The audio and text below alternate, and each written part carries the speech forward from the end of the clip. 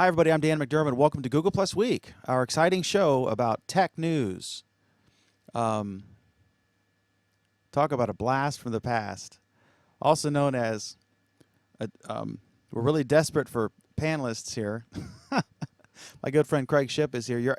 So folks don't worry that Craig is put on weight. His aspect ratio is odd, and it seems out of sorts. I'm not sure what's going on. It's like you said, it's a rare Google Plus fail. Well, I don't think Hangouts are part of Google Plus anymore. Is there Google Plus anymore? They're parting it off, but there's still some. I was listening to Lisa Bettany on This Week in Photography, the podcast. She's the one that came out with the Camera Plus app, and that was very popular right from the very beginning for a photography app. And she was talking about the various social media platforms.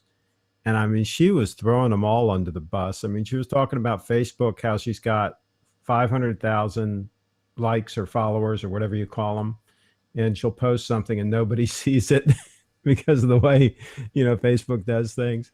And then they brought up Google Plus and she was just like, don't even get me started. And then Instagram, she just joined Instagram 2 days ago. Are you serious? She wasn't on it before? She wasn't on Instagram because she was holding out because her app, Camera Plus, had a social element to it, and they were trying to do like a similar thing. So she didn't want to join the competition, right? But it was funny. I mean, it was quite a tirade. About halfway through, if anybody wants to hear it, on This Week in Photo podcast with Frederick Van Johnson. Great interview. She seriously thought that the social aspect of her iPhone app was going to compete with Instagram? Yeah, well, I'll tell you what. In the beginning, I mean, it's her Camera Plus app has been out a long time, and it was very popular. She's sold, I think she said, 12 million copies of it to date. Oh my God! It got to 1 million pretty quick. How much is it? A couple bucks. Oh wow! So she's made some coin. Yeah, at least 12 million, right? And she gets a percentage of that. Yeah, but if it's $2, it's 24 million gross, right? Yeah, and so she's got partners. She's made 10 to 12. Okay. She's got partners and stuff. So, but yeah, and she's pretty much all that. Lisa Bettany, you know who she is, right? Yeah. So, she's the one that invited me to Google Plus originally. That's how I got my invite to get into Google Plus. And each year I've thanked her, right? This year, the anniversary is coming up here in another month or so. I'm not going to bother to thank her this time. Hey, talk for about a minute for me. Okay, so I've got some new stuff up. Go to my Twitter, twitter.com/Craig Shipp, twitter.com/Craig Shipp, CraigShipp. And I got some new things posted up there. And one thing that was kind of interesting was Sperry sent me some shoes, some high-end boat shoes that are made in Maine. They're made in Maine collection. And it's amazing the quality of the made in Maine shoes compared to the ones you buy off Amazon that are like China made or South America made or whatever. There really is a significant quality difference. So I've got a review up that I just did on those that I just got today. Pretty amazing. They're made of Horween leather out of a place in Chicago that was doing the leather since 1904 in the same building, the same location in Chicago. They use that leather, and they're made by a company up in Maine, for Sperry, and they're pretty much all that. So there you go. I just filled some time for you, Dan. Oh my God. Okay, so let's talk about cameras. Sony, you're kind of my resident camera guru. Now, you turn me on to the Sony line. This is Sony NEX7. Really nice camera. About 4 years old, 3 years old. At least 4-year-old tech, yeah. But it's great. And I paid $1,200 with the kit lens. It does video at 1080p. It's got a APS-C style size sensor, which means you can get some nice depth of field. Folks who don't know what that means, if you're doing a shot of a person and the background will be kind of blurred a bit, out of focus, the way you'd like a movie versus a point and shoot camera. Yeah, more shallow depth of field. So exactly. Sony has been very aggressive on this, considering the price point, because this is the same style sensor as my Canon 1D Mark IIN from 2006, which was $3,500 just for the body, and then like 1,600 to $2,000 for the lenses. Yep. So it was about $8,500 for the kit. You know, by the time you got the bag and the extra battery and all the crap. So for $1,200, I was in business with a damn good camera, with a comparable ability to produce wonderful things. And of course, my 1D that was 8,500 versus this 1,200, that one, and that's not a fair contest because the Canon glass, the f2.8 image stabilized glass, well, and that was a pro is better. grade. Right, camera. it was a pro grade camera, but it didn't take video. This one takes video. Yeah. So, well, Sony has done the same thing with full frame cameras with the A7 and the A7R, and now the A7R Mark II. Those are all full frame mirrorless cameras, so they've driven the price down on those too. And both Nikon and Canon have both answered with lower cost full frame cameras to answer Sony. So Sony is definitely aggressively pushing the price points down. But I'll tell you, I'm not. I don't know if I'm going to buy any of the 3 new cameras that they just announced. They announced 3 new cameras. I want to do that in 1 sec, but I just realized I'm very tired, and I forgot to do a couple little housekeeping at the beginning. Alan, or I think I said Alan and Pam are running late, so they'll be on. And we printed the paper tonight, or we're printing it in a couple hours. So we have Craig. Talk about scraping the bottom of the barrel. So That's anyway, right. I saw announcements about the Canon, and I guess it's the new point and shoot. When we say that, people think $300. This is not a $300 point and shoot. And then they have the new A7. Wait, are you talking about Canon or Sony now? You just said Sony. Canon. I'm sorry, Sony. The 3000, whatever. There's the point and shoot one. Then not really the successor, but the higher end of this one. But also, I heard that even more impressive than the cameras are the sensors. So tell us, is this finally the thing? Because you've been trying to get the perfect camera to replace your aging but wonderful Nikon still camera. Yeah. And you've gone through a plethora. You had the VG10, right? The Sony VG10 was your go-to. That's a video camera. Camera. So you would be on, when you're doing an event, you do a lot of events like parades and reenactments, Civil War reenactments, that sort of thing, festivals. And so you would be on your Segway, and you'd have your VG10 for 1080p video, and then you had your Nikon. And then you got into 4K in a big way. And so now you don't use the VG10. It started acting up anyway. But that was a great camera. So tell us, as an event photographer for a number of years, a very good one, tell us what you think of this. And is this finally, have you found, or one of these going to be the camera that will allow you to just carry one machine that focuses fast? So if a ballerina is doing something, you want to catch it and focus quickly, and we're also getting great close. video. We're getting close, but not quite there. So I'm going to keep using my D700 for a while. But let me tell you what these cameras are and what we're talking about here. We're talking about 2 cameras on the lower end that have the 1-inch sensor in it and have some kind of a stacked technology or whatever. So it's supposed to be an improvement. We're going to see what happens when we actually can see, touch, and feel these cameras. But the 1-inch sensor I'm impressed with, because I have a Panasonic FZ1000 that has a 1-inch sensor that is a super zoom, which one of the 2 Sonys that they just announced is sort of a super zoom, not as much zoom range as the Panasonic, but it's a competing camera, and it's a fixed lens. You can't change the lens, but I think it's something like from 25 millimeters to 200 millimeters, something like that. Don't quote me on those exact numbers, but it's somewhere in that range. And the Panasonic goes out to like 600 millimeters, so it just has more reach. But they have the 1-inch sensor in them. And I am impressed with the Panasonic with the 1-inch sensor for most use in covering events, because you have that wide zoom range, and I'm getting pretty good 4K video out of it, and it's got built-in stabilization, so that's working pretty good. The Sony will up the ante, and it's a more modern camera. The Panasonic's been out almost 2 years now, so I'm sure there's some improvements there. But the small one, which is, I believe, the RX100 Mark IV, That one does not have a mic input. That would be a great walk around vacation camera, very compact, nice zoom range. I think it has something like 25 millimeter out to like 100 millimeter, something like that. So a nice, close zoom range, very compact, very well made camera, 1-inch sensor, but no mic input. So that kills that one for me. Tell us a 1-inch versus an APS-C or a full frame. What are we Okay, talking? so 1-inch is a smaller sensor, but much, much bigger than what you have in a cell phone. So it's still going to give much better quality than you're going to get from a cell phone, but it's smaller than an APS-C, smaller than a Micro Four Thirds, not a whole lot smaller than a Micro Four Thirds, but smaller, and then much smaller than a full frame. So the next camera up from the little compact that I just said, what also has the 1-inch sensor is the RX10, I believe. I guess it's Mark II or whatever.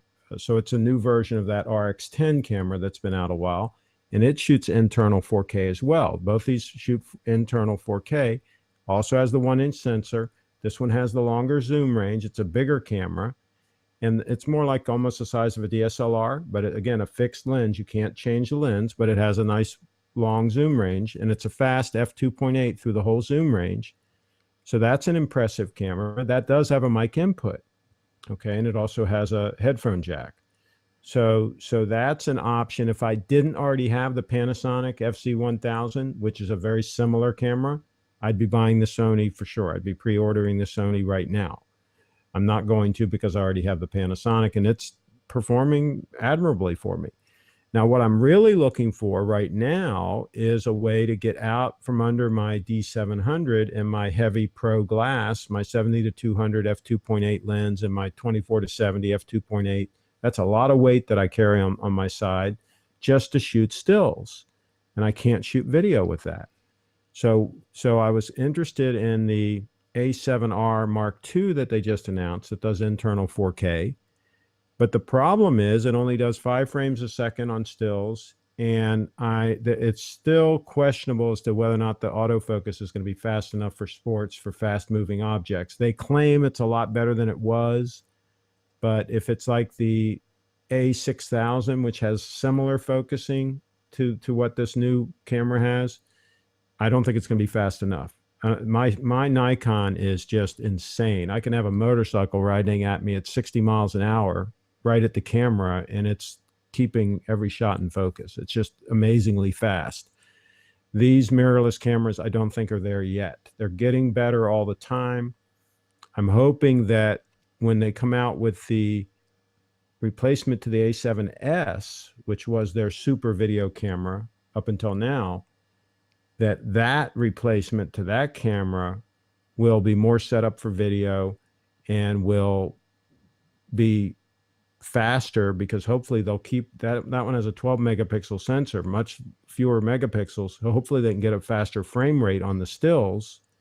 And so maybe they can get the focusing up there, and maybe they can get the frame rate up, and maybe they'll finally get to where I want to be, where I can get rid of my Nikon and use the Sony, which will be a lighter piece of kit and will allow me to shoot video with shallow depth of field with the same camera that I'm shooting stills with.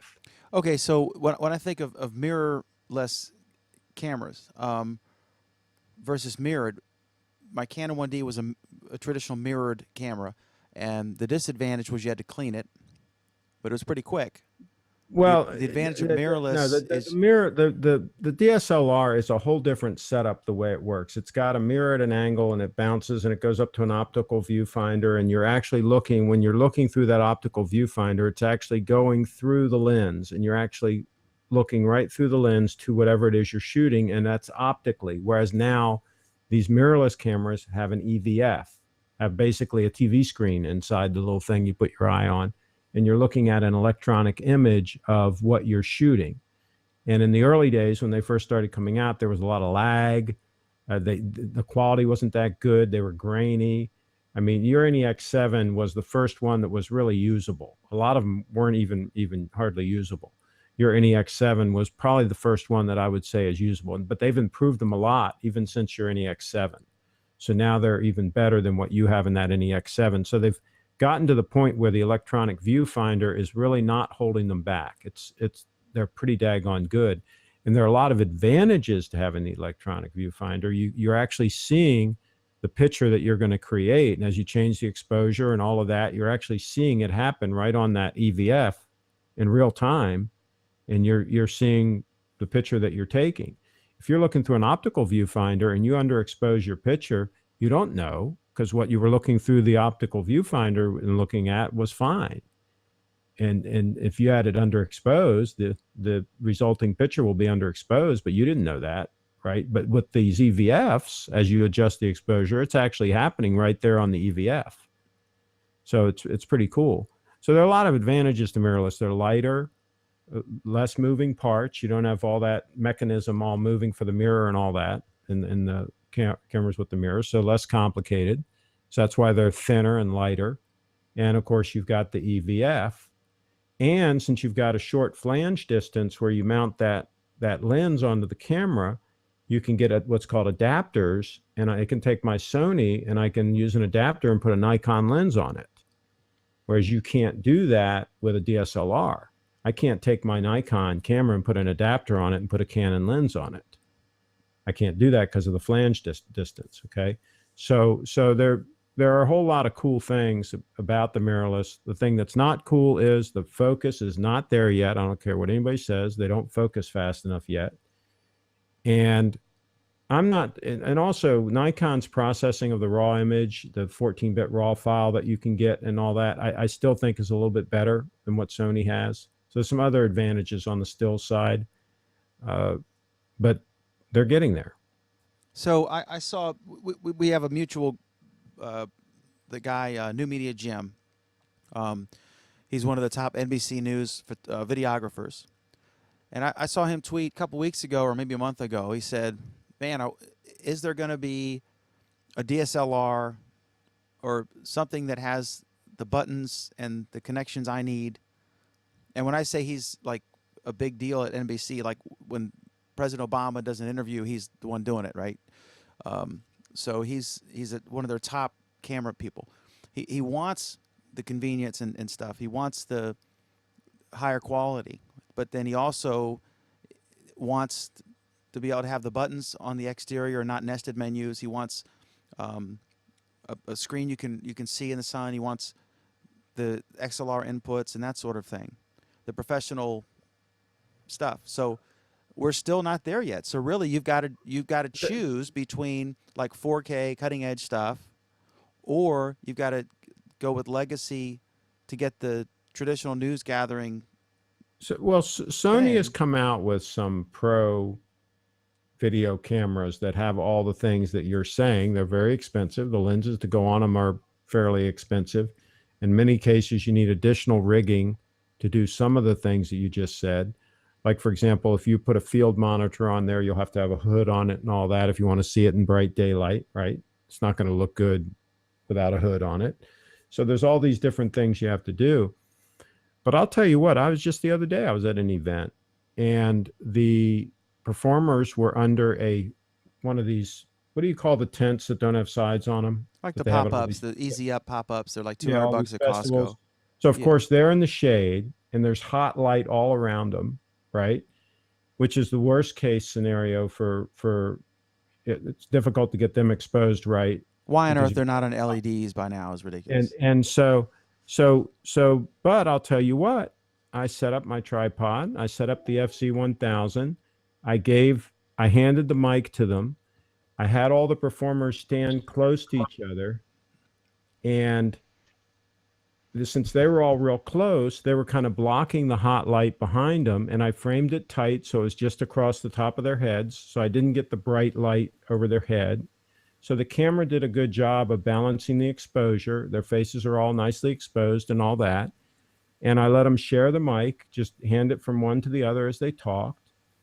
And I got a very acceptable video, very good audio, very good video, all 4K. I did manual focus. So what I did was I let it focus on them. I pushed the button, let it focus on them. And then I turned it over to manual so it wouldn't hunt during the interview, because they weren't moving, right? They were going to be the same distance from the camera. They weren't moving. So I ended up with a really good A clip that, as they were talking, I cut to B-roll in the editing, right? But I ended up with a really, really good video. And all I had with me was, well, for that shot, was the tripod, the FZ1000 Panasonic camera, which is a $900 4K camera, $900, and the mic and the cord, right? And the cord was plugged right into the camera. No mixer, no nothing. And it came out, I think it came out great. So I think you can gild the lily on some of this stuff, and I think you can go overkill. I mean, the key is you want to isolate the people, right? So you want a mic as close to their mouth as possible. And it had the foamy thing on it because it was windy that day. And it got a little bit of wind noise picked up, just a hair in part of the clip, but very little. I could have had a cat on there, the fuzzy dead cat, and that would have killed that, right? But my point is, I think that you can do a lot with less these days. All right, question. Pretty good. And Alan's joining us for his first topless appearance on the program. That's not Alan. It's Michael. Oh, is it Michael? Oh my God. Yes. Oh, I didn't blow him up full screen. What's up, Michael? How you doing? He's much better looking than Michael. I mean, than Alan. Well, we'll let our viewers decide. All right, your so insults. all right, so question, and then we can get I want to talk about the Apple Watch versus Android Wear, but I guess we can delay that because Alan's not here. He's the one who wanted to get you to mano a mano on that. But I'm from the old days when you had a Sony, Beta SP cam, and everything self-contained. Then everyone got excited about the P2 card with the Panasonic things. You saw a lot of that. So you had basically a big camera which recorded the audio internally excellently, had like 4 audio inputs, XLR inputs. It had a place for a boom mic. It had the place to stick the light. It had a place to stick the one or more wireless receivers, battery out the wazoo. Although really they were big, but you needed bigger than now. There's a lot of power in a smaller form factor with the batteries. But now we've gone from a single thing you pick up, you throw on your shoulder, and you're capturing news. We've switched from that to you have to have your Zoom recorder or whatever, and you've got to have your this and that, all these things. You got to have your rod system to mount the camera on.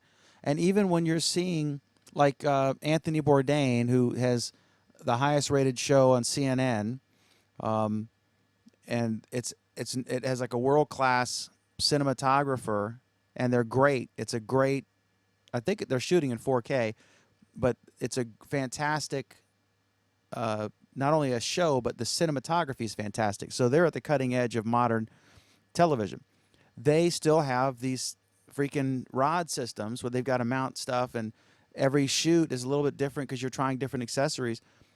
It used to be a lot simpler. And is it just because we want variety? We've gone from, No, I don't think it was ever simpler. I mean, if you look at movies that were made in the 1920s, I mean, it was pretty complicated stuff they were doing. So movies versus news gathering is what I'm talking. I mean, movies, yeah, it's always been. Well, news gathering, they always had the big camera with the cameraman, the thing on his shoulder and all that. I mean, I think that, see, the distinction that I would draw is there's 3 levels of quality the way I see it. There's the cell phone, which when I was shooting this thing the other day, there were a whole bunch of moms sitting there shooting the same thing with their cell phones, right? So they're going to get their videos, they're going to put them up on Facebook, and they'll be all jerky, and some of them are going to be vertical videos, and the audio will be terrible, and they'll love it, and they'll put it up, and they'll be happy with that, right? There's that level. Then there's what I did, which was down and dirty, just a tripod, a camera, a mic plugged right into it. And so I'm getting much better audio than what they're getting. I'm getting much better video because I'm shooting in 4K in the first place. And it is a better camera as well with a big lens on it and all that, not the tiny little cell phone lens. So that's orders of magnitude better than what they had.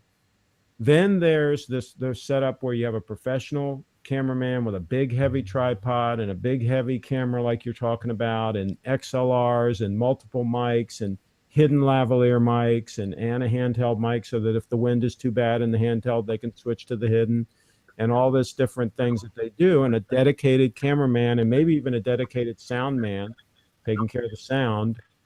And so that's the next level up. And I would opine that level up, we're getting feedback from Michael. Yeah, Michael, go ahead and mute yourself because we're getting something awry. Sorry. Nice shirt though. So that is, and see, that level that I just described, that's the level that, in my opinion, is slowly but surely going away as a dinosaur. And I think that you're still going to see documentaries, you're going to still see high dollar productions for Netflix and things like that, where they're using real expensive cameras and sound men and dollies and cranes and all kinds of stuff like this, right? But I think for news gathering, it's going to become more and more rare. I think it's going to be a fairly simple camera with a fairly simple mic setup with somebody who's not really a professional cameraman, somebody who's doing both the stand-up part and the camera part, a one-man band, if you will. I think that's going to become very common. And I think that for most situations is going to be great. It's going to be good enough. It would be really interesting to see one of these campaigns, Jeb Bush, Hillary Clinton, Rick Perry, that sort of thing, when they're at their events, to see what the lineup looks like. Because I've seen it all. I mean, they still use on the networks, they'll use I was on Good Morning America, and it was on location, and they had a sound person, and they had a producer, and they had the camera person. So there was actually a crew of 3. All the DC network stations I've ever been on, they had just a 2-person crew. They had a camera person and they had a reporter, right? Mm-hmm. So then, and in both cases, sometimes a satellite truck or sometimes they were gathering stuff. With Good Morning America, it was a crew out of DC or New York, and they drove down, and then they drove back, and they either uploaded it electronically or whatever they do, but the DC camera had a satellite truck. And now it'd be interesting to see, because I imagine you're going to see a lot of one-man bands where it's one person setting a tripod up with some sort of camcorder, and they're flipping the screen around to do their stand-up with a microphone like this, because my microphone died. I have to get it fixed. And it's just a one-man band to save costs. And you're starting to see that with the DC stations even. I'm sure the small market stations have long since gone to that. That you would have to have like the mayor on trial to actually have a camera crew for some of these, third, By second the tier, way, Zoom demos. just came out with a Zoom H5. Do you have the H4n? Yes. So they just came out with an H5 that is really cool. They've done some major upgrades, and it's a little trimmer, so you can hold it in your hand easier. It's thinner. But what's really cool is the mic array on the top is detachable. So if you don't need that mic array on the top, which many times you don't, right? You're just using the XLR inputs, you can just detach that mic array.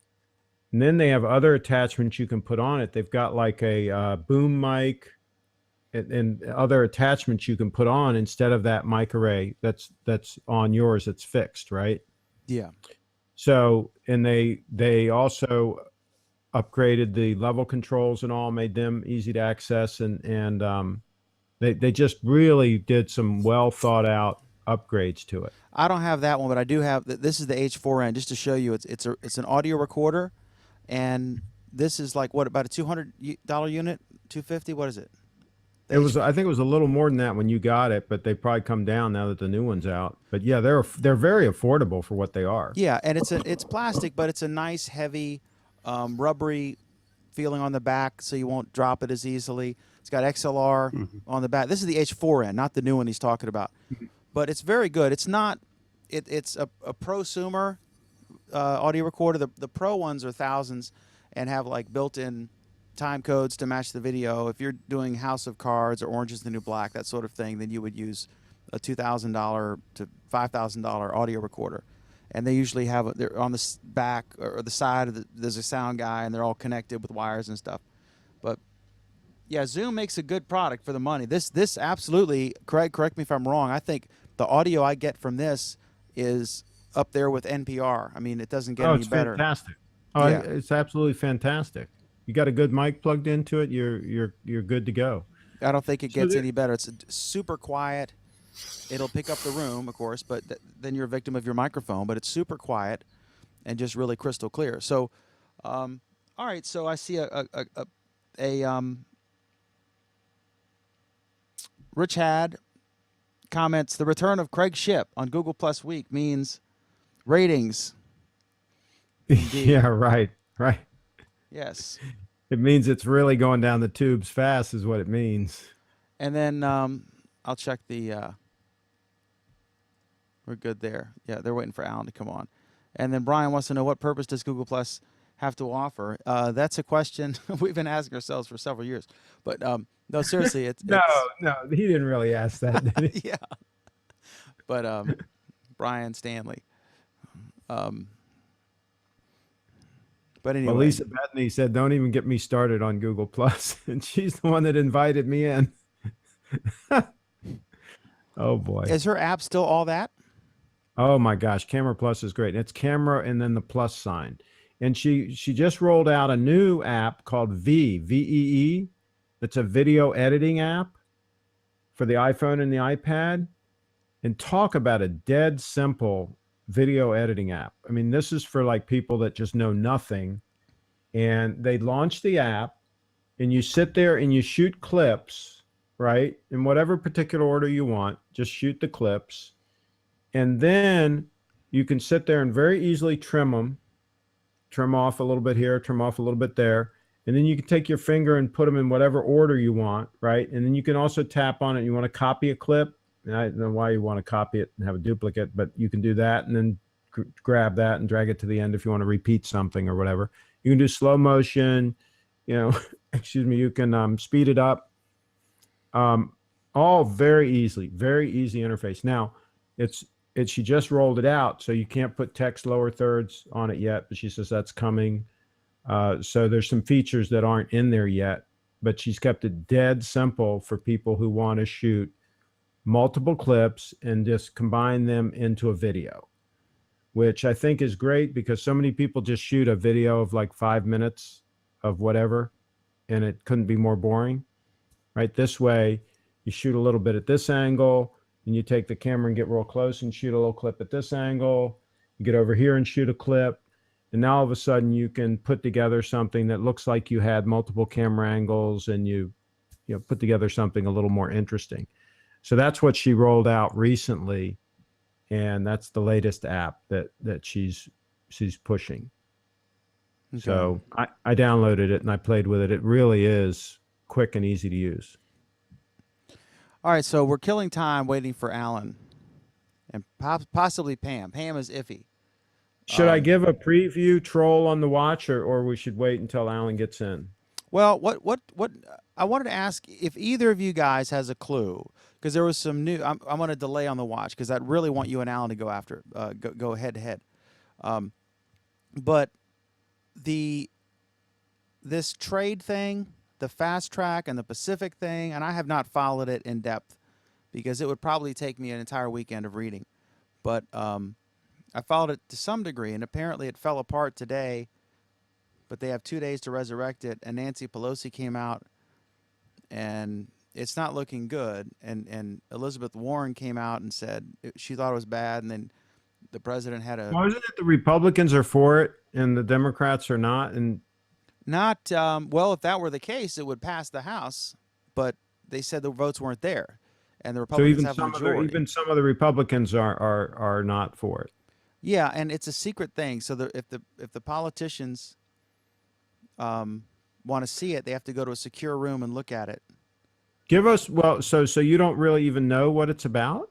It's so secret that WikiLeaks put out a bounty of $100,000 to pay to somebody who in the government who would leak the text of the deal. So yeah, I don't know, but I understand things can get demagogued, Sounds like the basis for an excellent government agreement, international binding agreement with constitutional authority. Well, Obamacare has gone great so far. It's near unanimity in praise. Yeah, sure. But I'm just I'm not So, an expert on that any more really, than you I am don't global know. warming. But so So you I don't guess know anything about this thing. no. I was just wondering if either you guys had followed this, but so I guess not. What about the NAACP lady? Um,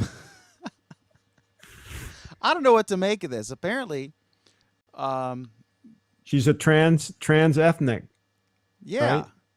So she's white. I mean, white, like blonde. I don't know if she has blue eyes, but apparently she began identifying as African American, and so she has, I guess, dyed her hair dark, and it's kind of weavy, and she's either hitting a tanning salon or making herself up or whatever. So she's looking like she's got some, you know, um, what's the TV show Blackish going on, and she's the head of the local NAACP, and her parents are saying like she's white. She was 100% white. I just think Hey, she I needed a don't know what to make job. I of mean, this. come on. I mean, She might be a great advocate, but that's yeah, hilarious that I she mean should be lauded for being creative. I'm just coming to grips with Caitlyn Jenner. This is too much. You know, I can't deal with trans race. Oh boy. But to be honest, and I'm cool with it, right? And I think what the former Bruce Jenner has done by going public, in addition to making like $50 million, right, through various deals, and is forced all of us to sort of, it's a mainstream thing, but this is to say you're African American and dye your Wait. Back up a second. oh God, I'm gonna get Mainstream in trouble. thing. What that No, mainstream? what What I'm saying is mainstream? no, what I'm saying is that I think it's the most high profile person I know of who's gone through this. I'm not saying it's in every third person. Yeah, I would say it's extremely rare. And No, by no, the no. I way, say a mainstream. I'm lot of saying, people. By the way, a lot of people that do this end up killing themselves, right? Because they oh, look at please, the end God, don't result. get me in trouble, Craig, please. Well, I mean, it's true. But what It's I'm true. saying is that there was a time when like interracial marriage or divorce was just not socially acceptable, and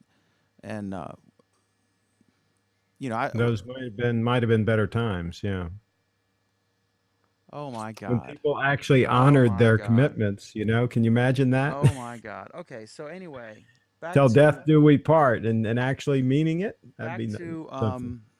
so the Apple Watch.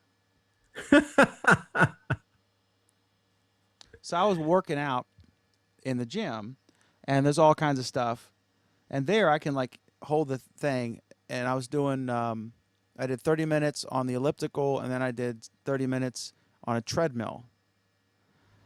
Talk about And That's getting in because you're not trouble. Bruce Jenner. Talk about getting in trouble. You're saying you're holding your thing. I mean, what? I mean, nobody's come Bruce on. Jenner This is now. supposed to be a PG rated Um, show here. but with the new lady, I am now. I'm Dan X. I'm gonna. I'm Dan Are you? X. See, you should be the Um, first transgendered trans ethnic, right? Then maybe oh you can my make God. 100 million.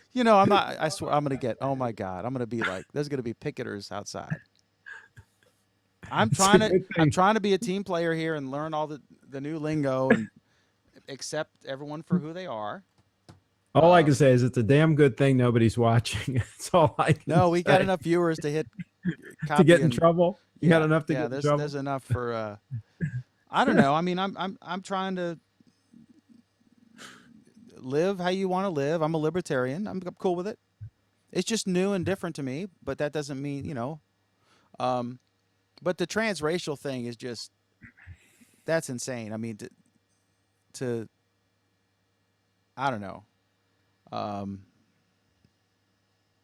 By the way, I got a new badge, a new uh, achievement today. I really like these achievements. These things. Let me just show you one as an Now example. this you're looking at the This app is that accompanies your Apple Watch, yeah, correct? For this is physical the fitness stuff. longest. Yeah, this is the longest move streak. Right, they just awarded me 13 days of meeting my move criteria, which is 500. I'm at the medium, which is 550 calories a day. Basically, I have to walk almost 3 hours in order to burn that many calories walking. And then you also have to stand for 12 hours a day. So I've also met that. How does it know if you're standing or sitting? It at first it wasn't as accurate, but then when they did this latest software update, it's even more accurate. I guess it just knows because I guess your arm is probably in this position as opposed to down, right? Like when you're walking, it just knows from the proximity and the motion, and I guess I can tell whether you're standing or sitting. And they say it's pretty accurate now. And by my use case, it does seem like it is pretty accurate. Because And like for me, I mean, I'm sitting here, I'm standing now. I'm at my mhm, standing desk, yep. and then I have my stool. So if I get on my stool, if I get lazy, I've got my bar stool. I'm a little lower to the ground. I But think it has to do more with the angle of your arm than your height off the ground. Or interesting. when you're standing, your arm is usually down by your side more, Yeah. as opposed to when you're sitting, it's more out in front like this. I think that's how it's determining it. Okay. So, and also, by the way, when you bring your arm up like this, that's when the watch turns on so you can read the time. Okay, so that motion there activates the time. So it knows basically what you're doing with your arm. Now you have been upset with some of the um, panning of the Apple Watch. Yes. That's a fair characterization of your reaction. So I was thinking I was walking in the park. I was with the kid. We were deciding whether to go to the gym or go to the park and walk around. And he's a real physical fitness. He's getting ready to go to the Marines, right? So he's like all, doing stuff. I mean, he's buffed out, so he's does stuff I can't do. But for cardio, it was yesterday. I was still working on the papers, so I really didn't want to do the 30-minute round trip to the gym when I can go to the park in a 5-minute round trip. So I was like, let's just go to the park and we'll walk. And there's a nice uphill climb, about a 30-minute uphill stretch, and then you go 30 minutes down Beautiful as park. your Beautiful yeah, park. as your reward. We went, where the contact station is when you first enter, all the way down to the T at the end. So Mm-hmm. we park near there, and I walk all the way from the T all the way up to and do a loop at the contact station, and then go back down to the T to the car, and that's about 55 minutes. And so I'll do a detour on one of the side streets for 5 minutes to make so it Mm-hmm. was like my hour in. And anyway, so I was thinking, I tried um, various apps, and one was there was a Nike app, but something was wrong, and I tried to log in twice, and finally I was like, screw it. So he pulled something up on the Note 2, and he was able to track us, and we went like I think 3 miles, or Mm-hmm. which is pretty good. And I was thinking like this would be a cool thing for an Android Wear device or an Apple Watch or a Fitbit or something to really have it, because I know you talk highly about it. It tracks everything all day. Oh, it's the most incredible device. I mean, when I got my iPhone, the first iPhone, I thought, oh my God, this is really something. And then when I got the iPad, I got one of the first iPads, and I did a review on it. And I said, this is going to change everything. This is going to be huge. And at the time, a lot of people were skeptical about the iPad. And same thing with the watch now. A lot of people are skeptical. A lot of the tech pundits out there are very skeptical.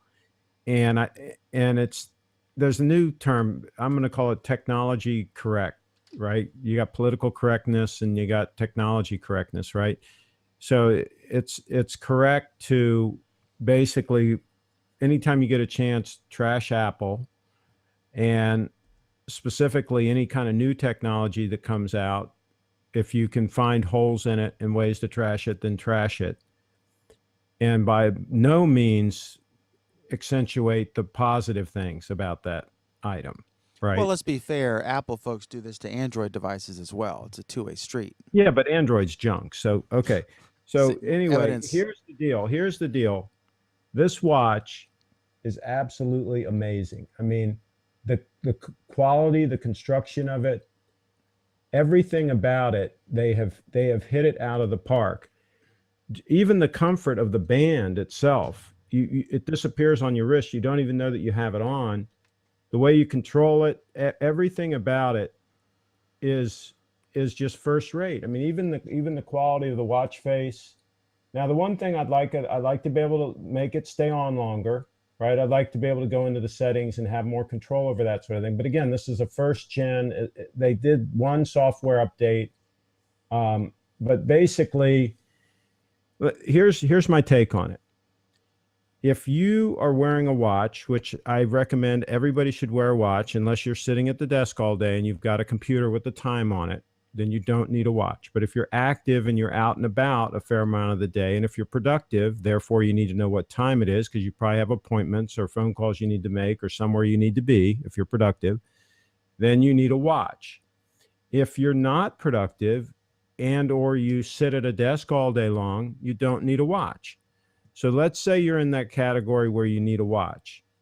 Well, if you have this, not only do you have a watch, but I've instantly got status of my exercise and my activity during the day. I just tap, okay, these little circles here in the corner. If I tap that, it brings up these circles give the progress. There's 3 circles there. One's for standing, one's for the walking, and the other one's for heavy exercise, which I'm supposed to do 30 minutes a day on that. That circle is not around because I haven't done it today. So you've got instant access to that. Then if I go back to the face, I've got the weather on here. Okay, instant access to that. I've even got a timer here that I can hit, and I can hit start and I can do a countdown timer, right? And then of course I've got a bunch of other apps and things that I can use. But if I just use those things there, and not to mention, by the way, if I get a phone call, Dan, can you call me on the other line so we can show what it looks like when a phone comes in? Sure. Just call this watch. Let me mute my. I'll mute my. If you get a text message, the text message will pop up on here. If you get a phone call, we're going to watch and see what happens when Dan calls. All right. So what I'm going to do. Yes. Okay. Hang on one sec. I've got to. By the way, I took it so it's not on password, so I can use it off my wrist. If I had it locked down with a password, it would have to be on my wrist, in contact with my wrist. Otherwise, it would go into lock mode. So I have this set up so I don't have it locked down with a password right now. So you're actually going to take my call this time? Yeah, go ahead. All right. I'm going to mute everything. Just call me and then they'll hear it ring.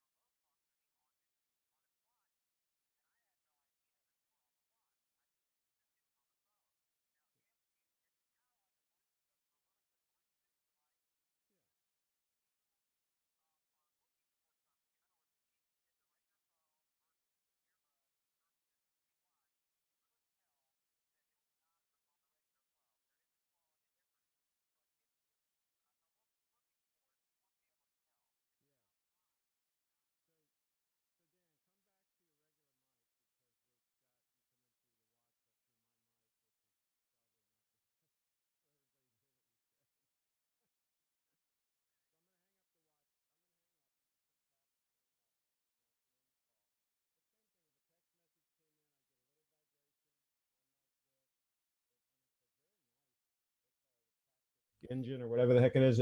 It's not like a normal irritating vibration. It's a very nice little tickle. It really is well done. And that's It's a the thing nice with little Apple. tickle. Yeah, and that's the thing with Apple is they think through the details, and it's a very high quality piece of hardware. The way you switch the bands out, very high quality. I mean, I've parked, high dollar watches that I normally wear. They are parked. They are on the sidelines, and this is all I wear now. So I don't understand these people that It's don't- actually serving as a connection to your phone, right, Greg? Yes, it's connected to the phone, but it also works if I'm out and about and I leave the phone here. It just doesn't have full functionality then. I mean, it still works as a watch and all that. It can't take a phone call because it's got It can't take a phone call. It's got to use the phone. Now, if I'm at home, it connects to my Wi-Fi. The phone's connected to the Wi-Fi. I can be walking around the house and I can take calls, and the phone can be Oh in the my other room on God. the charger. Let me hang on. Let me apologize to everybody. I muted not on the air? everything. No, we're fine. Cy, thank God. I'm so sorry. Cy just said yes, muted everything in all caps. I did. I muted the whole when I turned the speaker off here, I turned the wrong thing. I didn't turn my speaker off, I turned the main off. So there was no audio. So they didn't hear the phone call or anything. So it could have been a complete scam. We could have just made the whole thing up and it sounded like garbage. Maybe they were. Well, I can attest to the fact that it was not a scam. I heard the whole thing. Maybe they're lip readers though, and they could tell what we were saying at least. Cy is on the ball. And why don't we do this, Greg? Why don't we I'm gonna go outside and call you. So you two do your thing. I'm gonna walk outside and we'll do like a 15-second call or a 30-second call. And you Okay. hold it up there, and we'll try this again. So you two chat for a moment, and I'll call you in just a moment. Okay. All right. So Mike, And you this you time, had I'm some going to questions? talk into my phone just like I would, holding it up Yeah. to me. And I'll go outside, so I yeah. won't have to adjust anything. Yeah. Mike, did you have a question about it? Well, I hadn't seen one before. This is the first time, other than your videos, this is the first time I've seen one up close. So I was curious, when you use it with your phone, you described it just now as you can put the phone anywhere in the house. You can walk away from your phone and it's working through Wi-Fi Yeah. to connect to your phone? It connects to my Wi-Fi here, and then the phone, as long as it's on the same Wi-Fi network, then it can communicate that way instead of just the Bluetooth. Normally, it's connected via Bluetooth, right? But it'll also connect Right. to a trusted Wi-Fi if you're at home. So, yeah, I mean, and like when I'm at home in the past, I've always kept my phone right on my hip.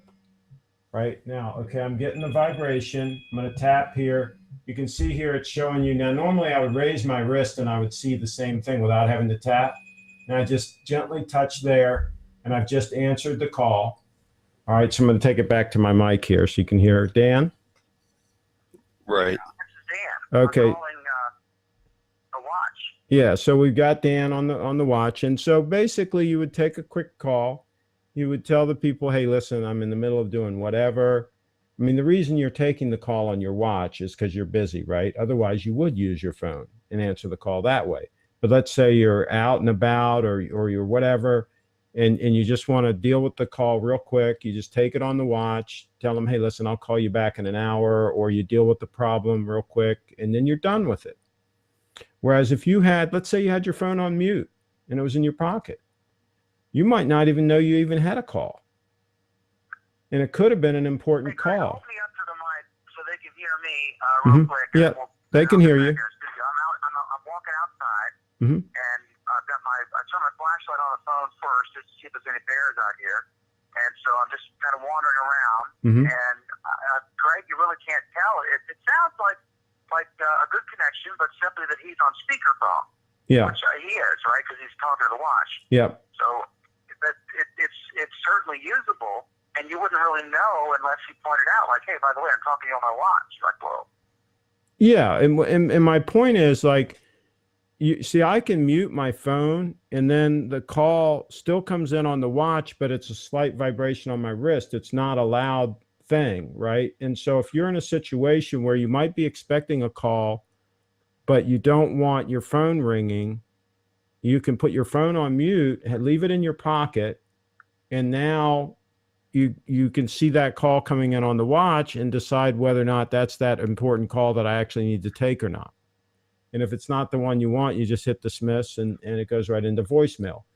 So, I mean, to me, for text messages, phone calls, the fitness tracking, all of those things, it is a superb tool, and anybody that's productive should have one. Speaking of people that are productive, Alan is here. Are you coming back in, Dan?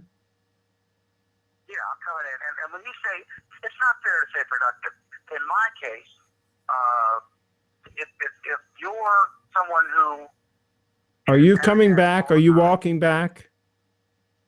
Walk and talk. I can, Yeah, come back. Because Alan's I'm here. going to conclude and then walk in because I'll get use that feedback. Because I got to speak. I want you on your mic, though, so they can really hear you. Yeah. Oh, okay. All right. I'll see you guys in a minute. Yeah, and we'll welcome Alan. Yeah, because honestly, you sounded like crap. That's what I'm saying. So, I mean, here's the thing with taking a phone call is I've done it many times with the watch. It's just a quick thing where you want to just tell them, hey, I'm going to call you back at 4:00 or whatever, or I'll see you. I'm running a little late. I'll be there in 45 minutes. It's for quick little things like that. And to me, that's extremely valuable because when I'm at events, traditionally I have my phone muted and I miss all my calls when I'm at the event. I might be there for 3 hours and you're just not going to get me, period. I don't care if the house is burning down or what the hell's happening. I'm out of touch. Whereas now with the watch, I just raise my wrist a little bit, glance, and if it is something really important, I'll take it. And so it gives me a little bit more flexibility, and I'm still not disturbing anybody at the event because I'm still holding my camera. I'm still doing what I need to do, and it's not loud enough to affect the audio of whatever it is I'm recording at the time. Yet I have that little bit of added flexibility. Same thing with text messages. I can see those. So that together with the fitness aspects of it and just being able to tell the time, having a little countdown timer handy and all the other little neat things, it's a really cool device. And the people that have panned it and they say, well, I don't need a watch. I've got my phone. Well, good luck digging your phone out of your pocket every 10 minutes to make sure that you make the rendezvous with the person you've got to interview on the other side of the fairgrounds at the right time. Okay, I just want to say one thing. I just want to say one thing. I'm not trying to be a troll, but Alan will back me up on this, as will Michael. But I will just point out that Craig has appeared on the program maybe hundreds of times before he got an Apple Watch and the interference that comes with it. And his screen aspect ratio was always fine prior to his wearing an Apple Watch. I just wanted to throw that out there. That's right. It's interfering with the Google Hangout. It says it's so powerful. Because it's such an interference. Now, Alan, you have been a critic and admirer of Android Wear and the devices. And I think just a few shows ago, you said you've been given 2 free Android Wear devices, but the one you purchased was a Pebble. I've heard some negative things about Pebble of late, comparing Pebble to Apple and Google's offerings or Google's partners' offerings. Well, it's not fair to compare it to the Apple Watch. No, it's not. It blows the Apple Watch out of the water. Okay. So, Craig, yeah. How long between charges do you have? Well, at the end of the day, it usually has like 60% still left. So 2 days. Let me check and see. Oh my God, I charge it every night. Why the hell do I need more than that? Let me see what I've got on here right now, left in here. 72% is still left. It's been on all day. So battery life is not an issue. So let's see. I'm at 100% still. Yeah, but Alan, I have a nightstand. I set it down right on top of the charger. I just set the watch down, and in the morning I pick it up and it's fully charged. How hard is that to do? That's what I don't understand. is people pan. It's pretty hard if you're not carrying the charger with you. Well, I always have my chargers with me. You always carry around this bundle of wires. No, but if I'm traveling, I'm going to have my chargers with me. Why? Of course. Because It's that's the way I travel. But Craig, it's not a standard charger, right? Well, it's very compact. It's not a big deal to carry it with me. See, here's the thing. I mean, until it gets something like wireless charging, real wireless charging, where I can just throw it down on a wireless pad, it means it's one more set of wires that I need to carry with me. It's one of the things it's one of the things that's nice about Glass is that it used a standard charger. So I can have 50 USB chargers. It's one of the great things about the new MacBook is that it's got a standard charger. I hear you, and I guess if I traveled with a whole bunch of devices, often, I guess it would be an issue for me. Right, and I can understand if you're always next to a charger. Makes perfect sense. It's one of the things that I like about the Wear devices as well. The dock for the Moto 360, it's brilliant. It's elegant. I just sit it there. It even is tilted so I can look at it in the middle of the night. It's great. I love it, but it's useless to me because frequently I'm away from it for a weekend, and carrying that charger becomes an extra pain in the ass. Well, but also, Alan, the other thing I would say is, for those that pan the watch because of the battery, is these are the same people that said, I don't wear a watch. Well, guess what? If you don't wear a watch, I could wear this for, let's say, 2 days. It goes dead. I can throw it in my suitcase.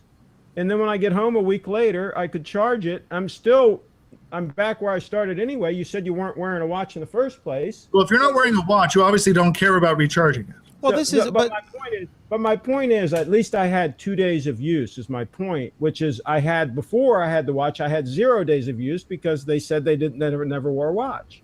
So I mean, and the other thing is, these people say, well, okay, it's going to go dead. Well, guess what? When it gets down to a certain point, it goes into the power reserve mode where it still tells you the time, and it'll do that for days and days, right? It just doesn't do anything else. It'll just tell you the time. Well, then what the hell is that? I mean, no, Craig. But hang on. Those are really lame arguments. I think I you're getting the battery thing is like comparing a paperback to a Kindle. Yeah, you can set a paperback, and if you're going for 4 days in the Sahara and there's no power, nothing, then yeah, get a couple paperbacks, and they'll work even after several days of not being plugged into anything. You can open the paperback book and read the book, but the Kindle requires it to be plugged in every so often, but it also could have like a million books, right? And so the Pebble, isn't that a fair, it's a stupid but not quite stupid analogy, because yeah, the Pebble is I guess a Paperwhite device, for lack of a better term, because I'm not sure what term they use. The correct term is e-ink, and it's not Paperwhite because it's color. But ignoring the fact that you don't know what you're talking about, this may actually, let me get a pen, because this may actually be the first time I've been corrected on this program. I'm just jotting down in my pen and paper. So the Apple Watch and Android Wear devices clearly have a more robust feature set that would require more power. And that's the compromise. Do you want something like the Pebble in your use case? And I think that this is the beauty is in the eye of the use case. The beauty is in the eye of the use case, Alan. Yes, Alan. Do you actually know the difference between the Pebble and an Android Wear or Apple Watch? Sort of. One is, I've read multiple things about them. Yeah, I mean, but will the new Android ones receive? I have no interest in either, so I've not purchased them, and I've not been given them by Google. By the way, Alan's opinion is based on the fact that he's been presented with 2 free Android Wear devices. And yet, Dan, I bought a Pebble. I know. I was trolling Alan because he's actually defending the Pebble, which you actually had to purchase. Quick question: Do any of the Android ones now place and receive calls? I don't believe they do. Okay. See that for me is a big thing. No, I can see that. I could see how that would be a useful feature set for the brief interactions. I think the problem that I have with that feature, in fact, the problem I have with a lot of the watch features, and this is true on on all three of the devices that that I've talked about is that people still think in terms of the full feature interaction that they have with their mobile device. And that's just a piss poor way to deal with it. So I can see people thinking that the right way to use the voice, to use the phone call feature on an Apple Watch is to have long conversations with it. And that's bad. At its present state in the evolution, guys, is the smartwatch to compare it to a phone? Are we in the brick phone era, or the bulky feature phone Nokia era, or Dan, the first no, iPhone Dan, era? Or Dan, where are we? The problem is the comparison is an invalid one. We are actually at a point where I wouldn't even say we're at the brick phone point yet. But at the same time, we are light years past the smartphone. And part of the reason for that is the wearable devices are being used in fundamentally different ways than smartphones were. It's like asking, when you're talking about smartphones, are we in the mainframe era or are we in the desktop era? Well, what I would say is the hardware, as far as the Apple Watch is concerned, I think the hardware is fantastic. Now, how future-proofed it is, I don't know. I mean, how powerful it is, I don't know. We But all I'll tell you, agree the that fit other and than an finish- exercise in vanity, buying the $10,000 version of this watch would be No. What I'm saying mind-numbingly is stupid. that the fit and finish, the quality, all of those things seem first rate. Now, if this watch can survive through 3 or 4 software updates, let's say 3 or 4 years from now, and the hardware is still good enough to support whatever they've done with the software up until that point, that'll be pretty good in my book. And so I don't look at this as a first gen product. A lot of people say, oh, it's a first gen product. Wait for the next one. It'll be a lot thinner. It'll be a lot this and a lot that. I don't even know that Apple's going to replace this thing in a year. It'll probably be 2 or 3 years before we're going to see this form factor change, is my estimation. So if people are waiting for this magical new piece of hardware to come out a year from now or whatever, I think they're still going to be waiting. And I think they're going to miss out on a lot of use that they can get from this device right now. Right now, this thing is absolutely fantastic. If they do nothing else, if not one app comes out, if nothing changes in the next 3 years, I'll be tickled pink to wear this thing for 3 years.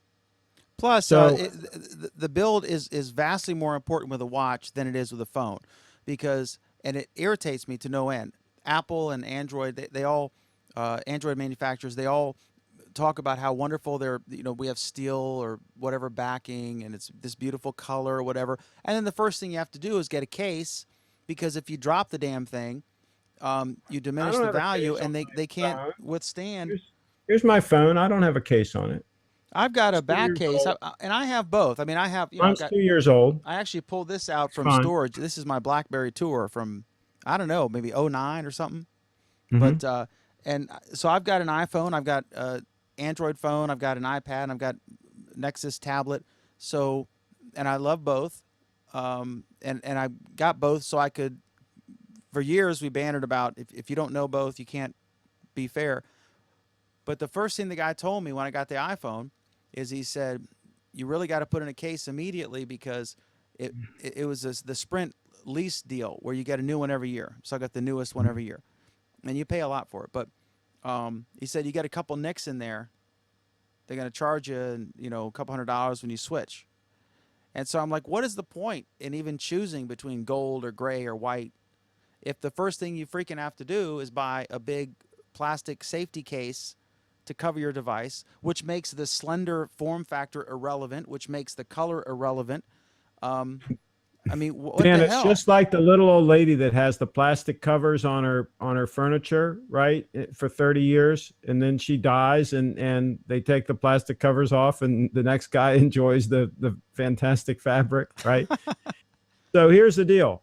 I don't care if my phone gets a few dings in it or whatever. I'm carrying it naked. It looks fine. It's thin. It's comfortable. I've had it for 2 years. But in my case, that's a $200 decision, right? Every year. Now I can afford that, but still, it's peanuts. yeah. But still, it's like it shouldn't be that way. They should. I wish they were more durable. Well, it's all trade-offs, right? They'd have to make it thicker. They'd have to put some kind of bumper around it or It's whatever. so soft, the freaking thing bends. You know, they talk about, oh, the beautiful hardware, and it is beautiful. And I'm sure Alan will be the first to admit. Bend. It's fine. It's very solid. Doesn't bend. You don't even have the new one. The new ones are solid too. Very few of them have bent. Yeah, for but you're gosh defending the new one, which has the bend problem, versus yours, which It doesn't, holding have up a yours. bend problem. That's ridiculous. That's ridiculous. At least a dozen people out of the billion who have bought the new iPhone have had a bend problem. So clearly it's a serious issue. Yeah, that guy's like, did you see the arms on that guy that was bending it? Arnold Schwarzenegger's phone bent, I think. Yeah. What a train wreck of a show. Do you have any way of salvaging this show, Alan? Yeah, Alan, any further thoughts on iPhone versus I mean iPad, iWatch or Apple Watch versus whatever the hell? There's actually I don't know. In some 5 or news. 6 years, they may catch up to glass, but we'll see. Do you have a plan for a next book? I think wearables is the logical thing, right? No. Wearables are already passe. Really? Really. Is it artificial intelligence? Is it satellite delivery of internet? Well, Is it no. We're talking apples and oranges here. No, the next big thing is going to be ubiquitous computing. where shit just happens? Or what? Well, not so much shit just happens, but shit is integrated with your life in a cohesive way. And wearables will be part of that, but not the only part of that. Right now, I swear to God, with your shirt and your lighting, Craig, tell me if I'm not wrong. He looks like a cross between Max Headroom and Steve Jobs. Let's see. I'll take that as a compliment. Thank you, Dan. I think Alright. I think he's actually better looking than Steve Jobs. But Max Headroom is going to run. Oh my run for his God! money. Do the Max Headroom impersonation again, please. Now, give me a minute. I need to find the real Max Headroom impersonation. Where did I put that? Only on this program would our viewers actually know if it was authentic or not. Hey, what do you? Let me ask you. We got in trouble earlier, but I got to ask you. Alan, we talked. Wait, I thought I was supposed to get this show back on the rails. Well, but while we're off, briefly, did you hear the story about this NAACP lady who? I guess not. All right, he doesn't want to talk about that. All right, he's the wisest of the three of us. All right, so I see that Her Majesty's. I'm looking. Say that again, Dan. Do you not want to talk Just about the it? last part.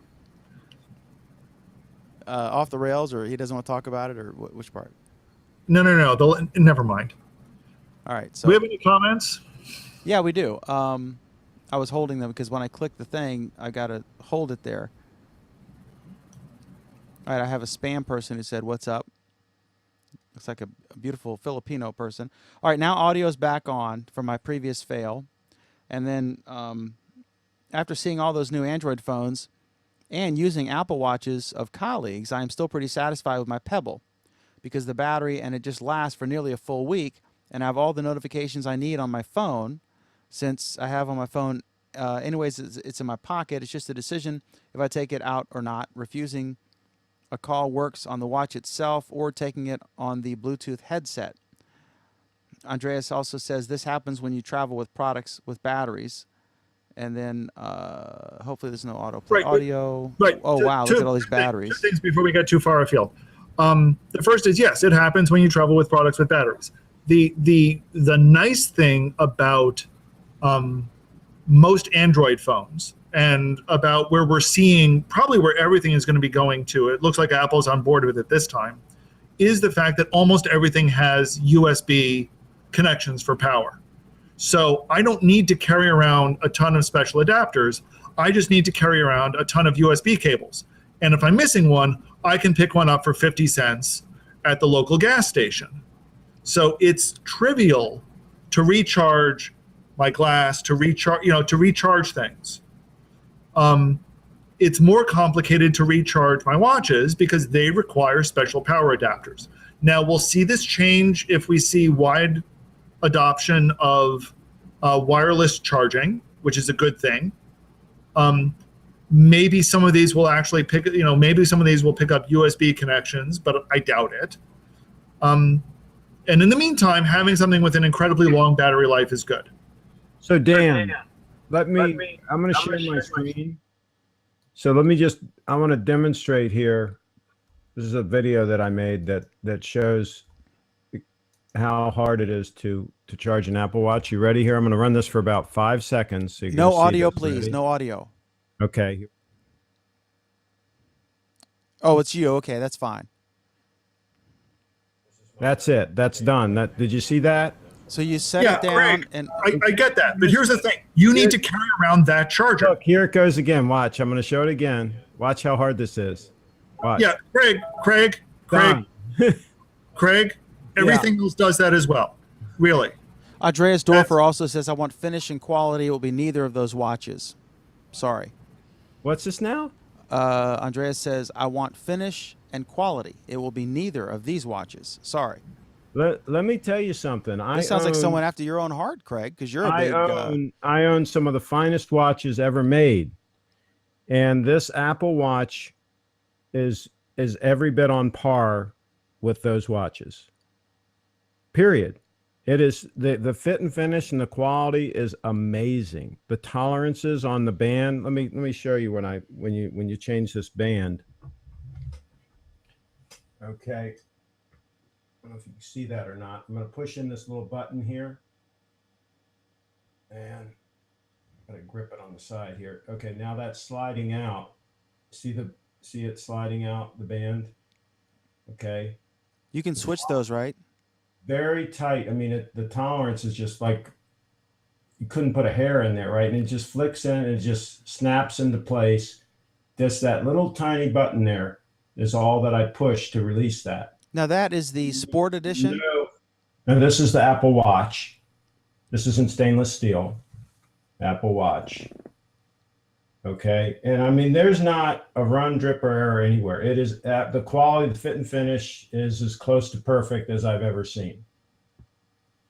So I don't know what watch he's talking about, but now I heard one review, and all these reviews I take with a grain of salt because we're in the clickbait era. And so people are typically looking for some kind of thing that's going to be provocative.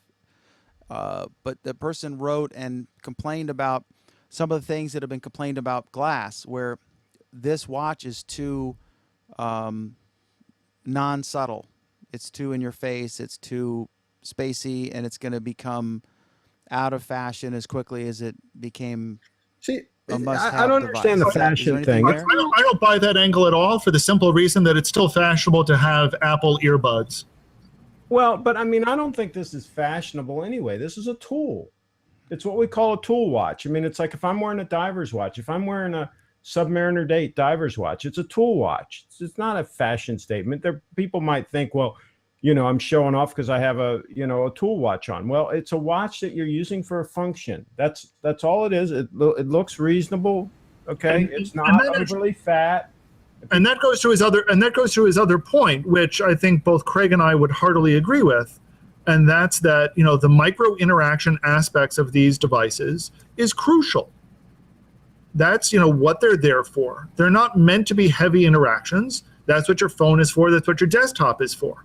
They're for quick second or sub-second interactions. That's right. You got a text message coming in. You can quickly look at it, and it's got the canned responses that are usually spot on. So if somebody says something like, can you meet me in 45 minutes or whatever, and I turn my watch over and I see that text there, I can tap, and one of the responses is usually yes, right? And I'll just tap yes, and I'm done. And so that was a lot quicker than me pulling my phone even off of my holster. I carry a holster, which people say, looks, goofy and all of this stuff. Hey, I'm sorry. I don't care what it looks like. It works. I'm about function when I'm out in the field. Okay. So I can very easily just with one finger pop my phone out. So it's not that hard for me to get my phone off my waistband of my clothes. But if I happen to have a camera in one hand and I'm fumbling around with a microphone in the other hand, or whatever the hell I'm doing when I'm out in the field, it might not be convenient for me to fumble with my phone. And it might be a lot more convenient for me to just turn my wrist like that. which I can even do if I still have the microphone in my hand. All right, So, we should you know, move these before I. people have just not been in the field. These people that don't get it have just not been in the field. Yeah, but that's not a typical use case scenario. I mean, that's a niche. I mean, No, you got- Dan, it's more of a typical use case than you think. I mean, Craig's talking about it in terms of, carrying a camera, but it's also things like carrying shopping bags, okay, carrying your briefcase, carrying a suitcase. People do things with their hands during the day. And even if you're not, even if your hands are open to something, the fact that you need to pull out your smartphone from your pocket, which may be inconvenient, okay, unlock it unless you're stupid and leave it unlocked. Okay, this is time. This is a large interruption to you, whereas the wearables are micro interactions. They're small interruptions. By the and way, you on can that note, cognitively recover from a small interruption faster than one of these huge interruptions that you have with your phone. The phone is dead. I want a DNA scanner. I want to be able to just pick my phone up and it knows. I don't want to have to hold my finger there to have it register. You don't hold your finger there. Oh my God, Dan, have you watched Craig demonstrate the fingerprint scanner? Ever? Yeah, I Because use it I've myself. seen him do it like 5 times now, and I'm sick of it. And On the guess watch or what? Guess what? And guess what, Dan? People tell me that you can't press and unlock at the same time.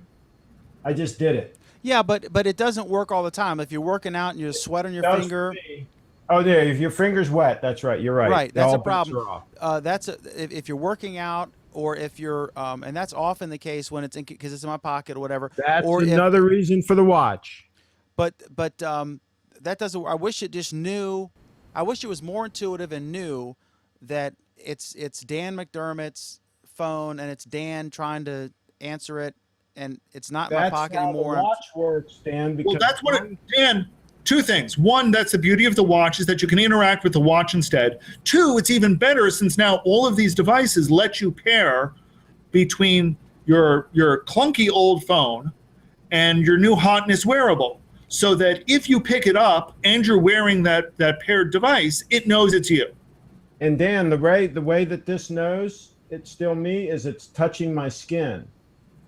If I have this in the mode where it's locked down with a password, which I don't have this locked down right now, because otherwise I couldn't take it off my wrist and show you stuff because it would lock. But every it time I should take know. the wrist. Can it do some kind of, not DNA, because obviously that requires a body fluid sample, but it should know if it's on your wrist or someone else's wrist. And Yes, that's Well, my point. surprisingly That's my point. If I had this set where it's locked down, right now it would know I'm me, because when you put it on in the morning, you've got to unlock it, right, with the password or with your phone. No, Craig, Dan's saying that passwords suck and passwords do suck. But and my this- point is, you can do it with the fingerprint, and once you've unlocked it, and Well, it's on my wrist, and it's not removed from my wrist, it stays unlocked. Right, and Dan's point is that it still sucks, and that's why we're seeing other behavior pattern type unlocking mechanisms coming down the road, and that was one of the things that we're seeing out of the ATAP project. Well, I'll tell you, In fact, in something most that's even vaguely relevant to this show. in most cases, the fingerprint works pretty damn good. And I mean, got them. In most cases, it does, but it's still something you have to do that I wish I didn't have to do, because we're that spoiled, right? So on Alan's point about the earbuds, I just want to point out that I've had them all: Samsung, Sony, you name it, and generic Walmart, earphones, earplugs, whatever you want to call them. Like, these are the Sony ones here, and the problem is you've got to. They kind of fit in there. They block everything else out, so I sound like I've crossed a mountain. With the Apple ones, I got to give Apple credit on this. With the Apple ones, I can still hear ambient noise, and it's just like the way they designed them, where it just kind of like hangs there. I can still hear ambient noise. I can still hear a conversation, and they stay in there no matter what. They don't fall out. With these, I'm always like, oh, let me put it Depends on back your in. ear. Yeah, it depends on your ear. Some people, they stay in fine. Some people, they don't. So maybe I'm But just maybe I'm lucky because I'm short and a weird shape. So maybe this is the one thing that actually fits me right off the rack. So kudos, Dan. All right. So next is the in no particular order, the Her Majesty's Royal Tax Service, or whatever the hell it is, Revenue and Collections has switched from Microsoft products to the Google Apps suite because they want the clincher that makes this a real dig against Microsoft is they said the collaboration ability, which is something that Microsoft has been feverishly working to promote. But and for folks who don't know, I'm in my Flipboard magazine, Google Plus Week, looking at these topics. But this is just anecdotal, I guess. But it's a bunch of users, and then since no one else cares about that, and I'm gonna look at comments in just a second while these guys talk about this. But Chrome has changed a bit, and they are working on trying to improve the battery performance. We didn't talk about this on. Did we tease this Monday or did we talk about this Friday, Alan? About the Flash autoplay. I thought we talked about this last week. All right, so if we did you like post? I posted like 10 things. Did you capture any of those? Yeah, I'm looking at the thing. Okay. I'm hitting yours after. I guess I'm going in the order that these are, which probably means the latest added. France tells Google to expand the right to be forgotten, and Canada has a similar thing. It's about the EU and the notion that with Canada, it was a lawsuit against two companies, and there was a judgment, and Google had nothing to do with it. But one company accused the other company of selling fake products using their technology or whatever, their rights, and that people Googled looking for this product, and they would find the fake company. So Canada ordered that they remove the results from Google.ca, and then Canada's insisting that they remove them worldwide. And in France, they're insisting that the right to be forgotten be extended, not just in France or the EU, but worldwide. And they've even rejected the notion, because there are different sites like Google.ca or Google. I think it's .co.uk or whatever it is. But those people in those countries can also go to just Google.com, which would be the U.S.-based site from their countries. And the EU in France, or the French court, has rejected even the notion that they would block based on IPs where the people are from Google.com and all the other sites. And they said that's not enough, that you have to actually block the result from anyone using Google anywhere in the world. And so we have a general question of boundaries and jurisdiction. And does the United States, if a company has an office here, does the United States have jurisdiction to order that company's behavior to be changed in other countries that have nothing to do with the United States? And I would reject that out of hand. But apparently the EU thinks that that's fine, or at least at the present state. They're being very aggressive, and I think they're being irrational. And I think they're being irrational perhaps as a response to, I don't know, maybe our Western arrogance or whatever. Or I'm not sure how to read this. It just doesn't make any sense to me. But the notion that a French court could tell Google how to behave in the United States or in Brazil or in Russia or in anywhere else seems insane to me.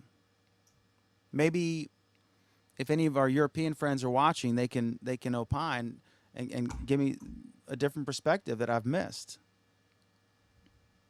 Anybody want to weigh in on this? Craig, should the European Union be able to dictate your search results? This is what we call a softball. Well, I mean, I would think they should be able to dictate it in their jurisdiction. Yeah, but not anywhere else. Yeah, and then that's up to Google as to whether or not they want to continue to do business in that jurisdiction based on those regulations that they have to deal with, right? Just like in China, right? They have certain things they have to put up with if they want to be in China. They decided they'd go ahead and stay there. So, I mean, business doesn't have to do business there, right? If they don't like what's going on in that jurisdiction, they can always pull out. It's their sandbox over there, I guess is what I'm saying. Absolutely. And if the people are stupid enough to elect people that come up with stupid laws like that, then they made their bed, they can lie in it. Well, if ever there was a balanced viewpoint, that's it. I'm just trying my best not to be invited back on the show again. I want to make sure you realize what you're getting into. Alan, are you still digesting? Digesting what? I don't know. I thought you were reading, so I was killing time. Oh, yeah, because you haven't murdered it a couple of hours ago. Sure. Do we All have right. any other interesting topics before I go? We do. Google's launching a YouTube built for gamers. And that's actually a good headline because I think it's mainly a UI built for gamers. Apparently the stuff's still on YouTube, but some of the things they said was that if you search for call, it will assume you're looking for Call of Duty, not the song or the video Call Me Maybe, right? But all the videos are still on YouTube proper. So it's a UI interface. And they're going after Twitch, which is a premier destination for gamers. And that's become a big thing where really talented and even beginning gamers will stream their gameplay on Twitch, and it gets a surprising number of views. Some of these guys are very popular. And especially if you're into the game and you're trying to figure out how to play it and how to beat it, you can watch someone who's really good. It's kind of like Craig and I watching Tiger Woods play golf or what have you to get some tips, or a great tennis player. So, Actually, Tiger's not playing very well lately, so. but what do you think about this? This is going after Amazon's base Twitch. I think, Craig, you actually, or Alan, you actually mentioned this one as well. I mean, I think this is a good first effort. What's the right way to put this? I mean, in some ways, it's good to see, and I'm glad they're aiming more for the live streaming, and they're trying to make live streaming more of a general product. But in general, it feels to me like Google is once again doing the right thing for the wrong reasons, and it's going to fuck them over. So I think this live streaming is great, and I think setting up a very niche page to deal with it is also great. But I think by saying that this is just for gamers, it's going to alienate a bunch of people who aren't gamers and who would have taken advantage of this solution. So instead, and I'm hopeful that they actually wise up to this, but this is Google, so they're not going to, that they'll make these tools generally available, and gaming will be one platform that uses these tools and uses them in a wonderful way, and I think it's great. But give us the tools, don't give us this narrow platform to use the tools on. And like I said, this is Google, so I'm pretty sure that's what they're going to do, is just give gamers these tools and then be utterly confused when someone tries to use it for non-gaming purposes. Which, I'll certainly be trying to do like the first day. Alan, while Dan's gone, I want to ask you a question that's totally off topic. Oh, there's a shock. Do you think that it's realistic that in the next year or so we'll see an affordable electric car with a 200-mile range? Affordable being 35,000, which is what the rumor is that Tesla's shooting for, and now GM and a couple of others. Year might be pushing it. 2 is not totally out of the question. I think clearly Tesla is almost there. I'd be surprised if any of the other auto manufacturers are, but one of them could surprise me. I'm not following the industry all that closely though, so. Yeah, there was a rumor that General Motors is getting close, that they might even beat Tesla to it. What was the range that you said? Miles, 200 miles range. That's their published range, which of course Yeah. range will probably be 150, but that's plenty for me. That's all I need is like 150, because I'm about 65 miles or so from downtown DC. So I could literally go all the way to downtown, and if I didn't have a charging station down there, still make it back, theoretically. So, I think it would have some modest use, and I'm sure plenty of people would pick up on it. I also know a lot of people that it would be unsuitable for. 150 miles? Yeah. Well, my God, that's a long ass way for a commute or anything. I just drove 250 miles. Today? Yeah. Commute? No, Okay. but it's a regular drive of mine. And you didn't have any downtime where you could have been charging, like wherever Nope. you went. Nope. So yeah, And at no. most, even if I did, at most I would have been able to stop for 5 minutes. Well, then that wouldn't apply to you then. Right. And there's lots of people that it wouldn't apply to. And that's kind of the problem, is that, it's getting there. Don't get me wrong. I love it. I will, when there is an electric car that has the range requirements that I need, I'd go for it. And I'll admit, my long drives are somewhat unusual. Most of my drives are much shorter than that. But it's not quite there yet. And for that reason, but that's why I got a Prius. I got a Prius so I could do a 500-mile round trip without having to stop for gas. Well, I get about 450 miles on mine. I just want to point out we have found out the one thing that Alan and Craig have in common: a Toyota What? Prius. We own a Prius? Wow. That's not true. We both also own Macs. Mine's a 2004, which was the first year of that new body style, when they phased out the original one. Anyway, next topic, Dan. Okay, next up on our exciting program, the And I think FTC. mind you, I'm not sure which ones you grabbed because it looks like you missed at least 5 of the ones that I posted. But, go ahead. Okay, I've got a notification on your collection, and I've added every single thing that you've. I have religiously added every single thing that I got a notification for. So if it's a notification fail, I apologize, but I make an effort to do this. FTC takes the first action against a fraudulent Kickstarter campaign. This is interesting. Apparently, the guy did a Kickstarter, spent most of the money on himself, and then someone else finally created the game to compensate people, whatever. And it's just kind of interesting that this has sort of existed under the radar to a degree, surprisingly so. And finally, the Federal Trade Commission has gone in and told this person they're going to fine them the money, and hopefully it'll be end up as refunds or whatever. I don't know how that works. It'll be complicated because they did get something from the other guy or whatever. But this is not earth-shattering, but kind of like what took them so long, I guess. If you blatantly steal from people using any platform, the existing laws should apply. And then you get into, is it a civil matter or criminal matter? And certain things are, certain things aren't. If I promise to pay Alan $100 and I sign a contract, I'll pay you $100 and I don't, it's a civil matter. But if I write Alan a check and it bounces, it's a crime. So it's the same thing, but it's not. But any thoughts on this? Or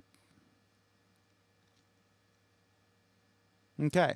All right, so Google Slides for Android and iOS now let you stream using. No. Basically, this is Chromecast. This is an incredibly advanced and incredibly cool use of Chromecast.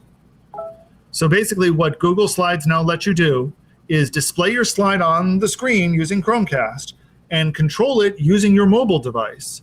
And your mobile device can contain your notes. So this is now a great way. This is now a great second screen experience with Slides. I haven't had the chance to play with it yet. I am so looking forward to doing this, though. This is awesome. Now, let's talk about, I agree with you, Slides versus the other alternatives. I played with it a little bit when they announced it, and it looks impressive and nice, but I don't really have an application for it, so I didn't dwell in depth. It's a crappy implementation of PowerPoint. But the delivery is great. Oh yeah.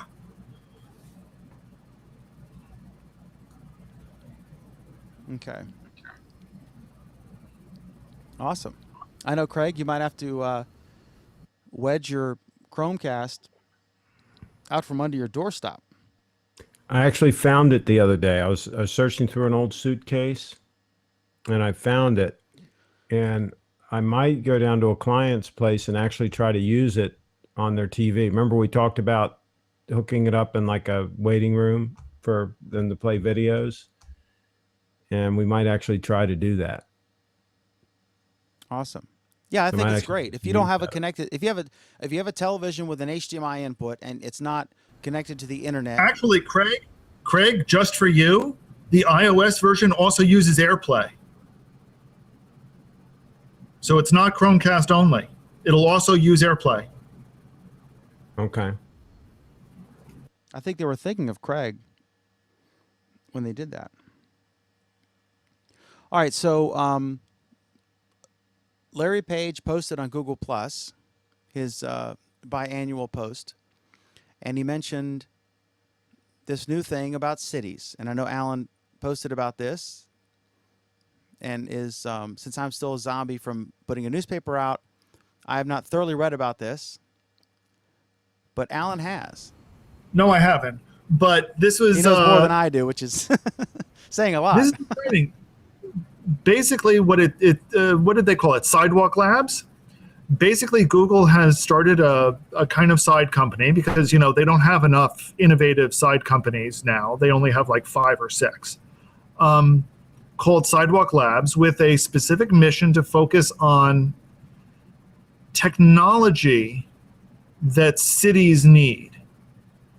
And it's being headed by Cory Doctorow, who was New York City's chief information officer or chief technology officer or something like that in the Bloomberg administration.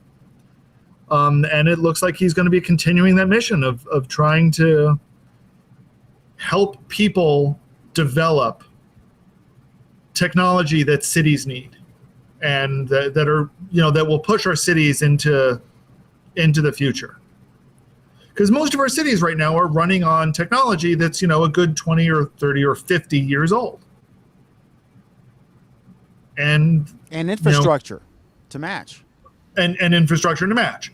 And cities are facing problems. Cities have been facing problems for decades. So it's not like really this is anything new. It's not even like it's new that big companies have founded smaller companies to try to do something about it. And we've seen some modest successes in the past. We'll see what Google has to do. And we all know that municipalities, state governments, and federal governments have lots of money. So it's probably a good investment. Of all their moonshots, they could have the shittiest products, and it could actually be the most profitable for Google. Well, this is a case where, although they can work with, increasingly cities are doing these public-private partnership things. This is a case where Google is trying to well position themselves to be part of that public-private partnership. So they don't necessarily need to get anything from the city directly. They can get it from the consumers directly. And, you're seeing this with things like, bicycle share programs. You're seeing it with things like Zipcar, for example. Both of these are major transformations of the cityscape.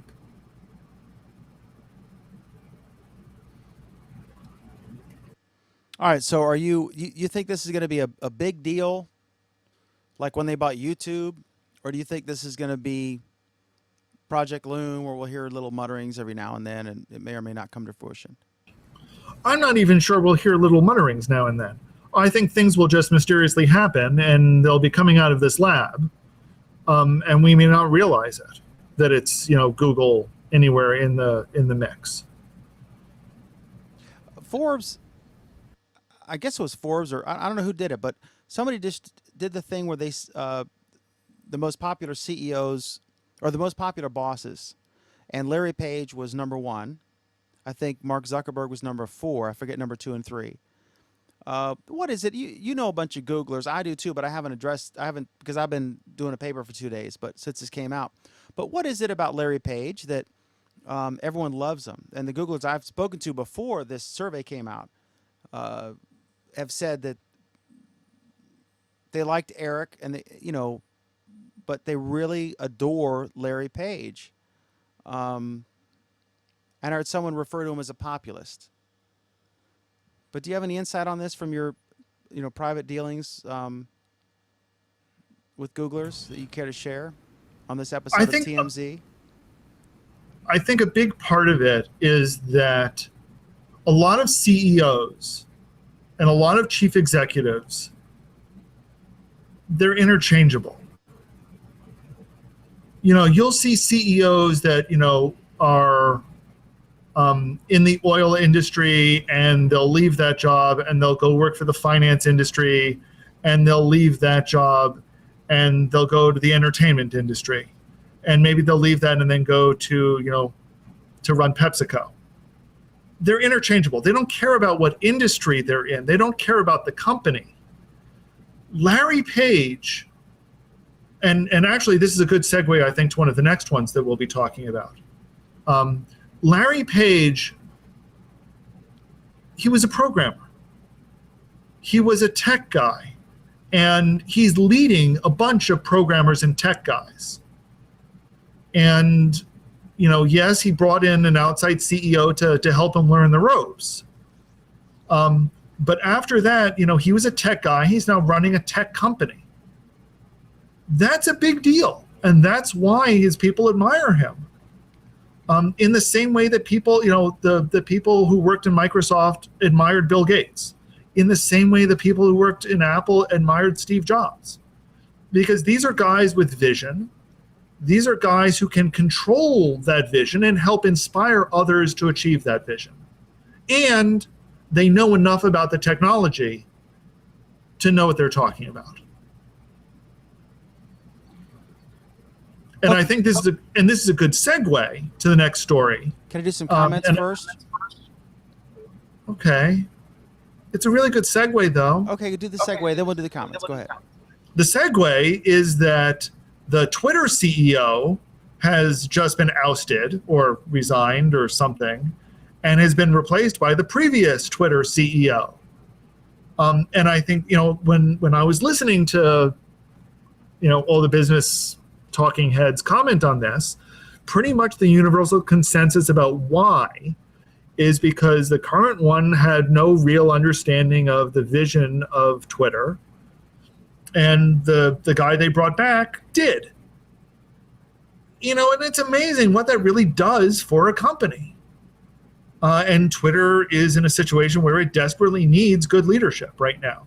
Because although it's popular amongst journalists, and, insert Dan's 5-minute, comment about Twitter here, it's really not growing, and it's not taking off, and it's not all that popular.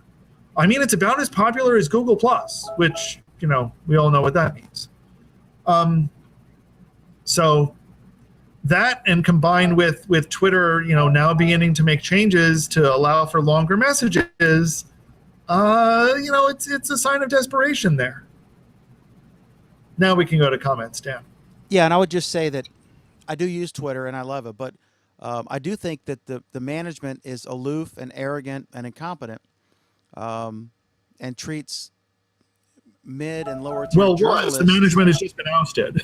Well, the CEO, but I've found them to be arrogant, aloof, and distant, and I think that the top tier journalists promote them, but if you treat the mid and lower tier journalists like second-class citizens and are arrogant and dismissive about it, that people are going to make less of an effort to promote your product.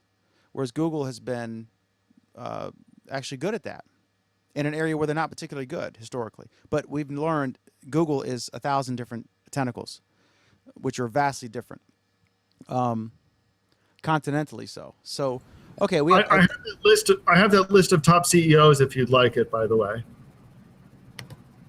Although I'm going through it page by page because whoever presented this is, a pack of idiots. I mean, it was a not survey, that I think right? most people recognize some of these anyway, but so a lot of comments from yes. Andreas here. I'm getting a weird audio thing from you. But anyway, oh, we have a scary guest coming in. This is exciting news. All right, so I think he's going to wear something. All right, so Andreas has a bunch of comments here. And Sai, let me do Sai's because he has one and Andreas has like 20. Sai says, is there a glass app that shows your notes along with the slide? I'm not sure about that. What do you think, Alan? Is there a glass app that shows your notes along with the slide? I think it had been talked about. I'm not sure it was ever fully implemented, though. Furthermore, it would be a pretty crappy solution to the problem because you'd be looking up in the corner instead of looking at your audience. Andrea says taking the phone out may be more disturbing for other people on the desk as you don't want to do this during a conference. Talking about the watch. Fingerprint sensors don't work for people like me who wear gloves in the field. True, but that wouldn't, a DNA scan or any other sort of thing wouldn't work. So admittedly, that's an edge case. MS, I'm guessing Microsoft collaboration features still need SharePoint, correct? Does anybody use that as a free decision? And next, an Arab country demands that worldwide Google hides all images of women without chadors. That was my first thought. If could Saudi Arabia demand that all women on primetime television dramas, be covered? Could Afghanistan demand that they be in burqas? Can you imagine Orange is the New Black with everyone in a burqa? I mean, I guess they'd have to put arrows on the TV so you'd know who was talking. And then another comment, and plus in case you have to note that according to Google stats, over 80% of the claims are not justified. Yes, Craig, freedom of speech is a value some people do not like to respect. Europe, they do not have what we would call the First Amendment here in the United States, where you can basically say whatever you want. There's no prior censorship. Even if you're doing something illegal, they can't censor you ahead of time. They can prosecute you afterward if you yell fire in a crowded theater, to use the most prolific example. If you release like nuclear weapons or state secrets, they could prosecute you. The Pentagon Papers technically could have been prosecuted, but there was a decision not to.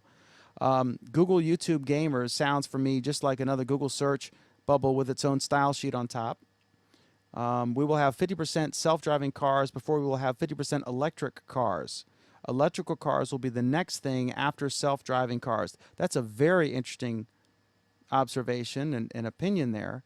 And I wonder if we will have self-driving trucks before we have self-driving cars, because that's mainly interstates, and there's much more of a financial incentive for self-driving trucks. I was just reading a statistic where I think 8.2 million jobs are truck drivers.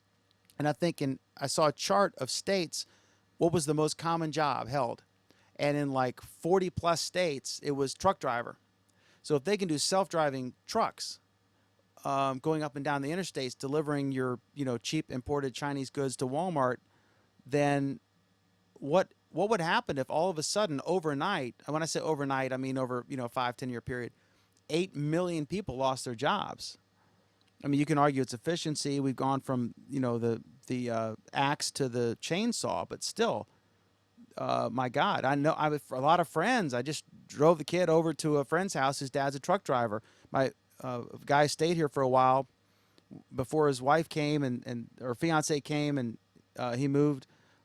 He was a truck driver, and this is the whole thing.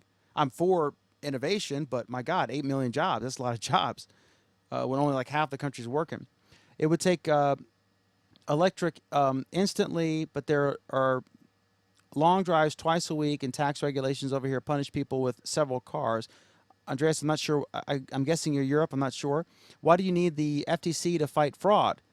Does the normal police not care about it as soon as it's on Kickstarter? It's kind of like if I was... It's a jurisdictional issue. Exactly. I was hacked on. Someone hacked into my Facebook account, set up an ad campaign for some spam site. So you had so my bank account had money withdrawn against my wishes or desires. So I'm living in the county. My bank is in the town. Facebook is in California. The hacker's probably in Russia. So who the hell do you call, right? So that's where the federal government comes in and when they can, they do something. And then Slides VGA now has to die even in the corporate world. So that's the comments thus far. And Matthew, welcome. Good to have you with us. Oh, hey, what's up? Happy Friday. Happy June. How are you? You have a 4:3 aspect ratio. Are you? Oh, that's weird. I have no idea why. Are you living large? I am. I haven't been hanging out in a while. That's weird. Well, that Is there an says echo? something because you were one of the early innovators of Hangouts. There you go. Yeah, it's been a couple of months. I've been busy, but What have you been busy I was- with? Anything you'd like to share? Anything you'd like to announce? not New yet, partnership not with yet. Vic and Dotra for the next. No, big but thing. Vic, you saw Vic responded to my wine thing. I don't know why, but he did. Vic's a good guy. He's a good guy. He said I make him laugh. So if only I could live on making Vic laugh, I would be. That would be great. He's the only Google Plus head who's lowered himself to appear on our program twice. Aw, but wait, The you had others. didn't you have did someone else on your? Well, yeah, Snap? Bradley, but Bradley Bradley. did a cameo, funny face behind Alan when he was at I/O or something. But it wasn't an official appearance where we got to grill him. You know, where's Yeah, where's our access for the API? I don't want to cut off your news cycle. No, I was interested. I heard Alan talking about Twitter, and it's Alan. For a while, I've been going back and forth. Me, Scott Wilson, other people, and it's the popular rumor, right, that Google's either gonna buy Twitter or they already bought Twitter. And now the CEO change, and now with the YouTube gaming channel trying to compete with Twitch, and the YouTube gaming Twitter appeared today too, is along with the channel. So I think it makes sense that Google is still like Really? throwing. You think there's something there?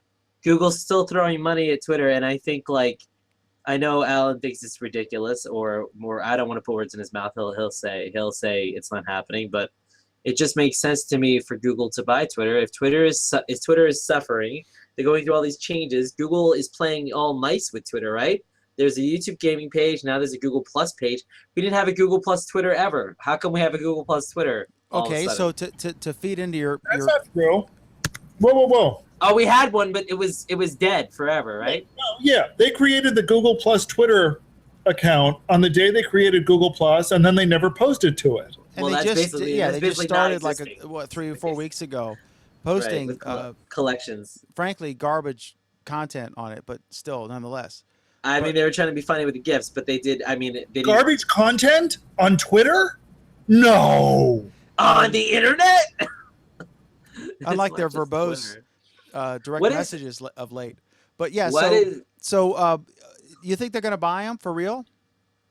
I mean, it all does it not? Does it tell me why it doesn't make? I want to know why it doesn't make sense for them not. I mean, I feel like it makes sense. Would this be What if held they at don't? okay? Would this be a thing like YouTube or Instagram for Facebook, where it's No. largely a standalone product, Flickr for Yahoo, where they kind of kept it, they didn't break it, or would No, this be I- incorporated into Google I feel Plus like or Google. something? I Or feel, is I Google? feel like if Go ahead. I didn't mean to interrupt you, but I'm saying if Google was smart, they would leave it mostly alone and incorporate it maybe into the drop-down boxes. But I feel like if Google does buy Twitter, they'll try to spread it across everything. Okay.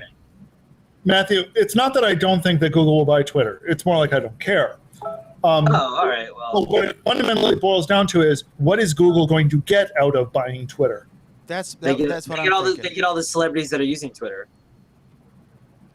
As opposed to their own internal social product. But yeah, so So what? here's the question. But if you buy it, okay, yeah, is it just And the journalists. they figure that they could incorporate the Google AdWords product and make a non-profitable product profitable, I mean, and that's what not it a boils far down to. stretch, How are they going to make money off the damn thing?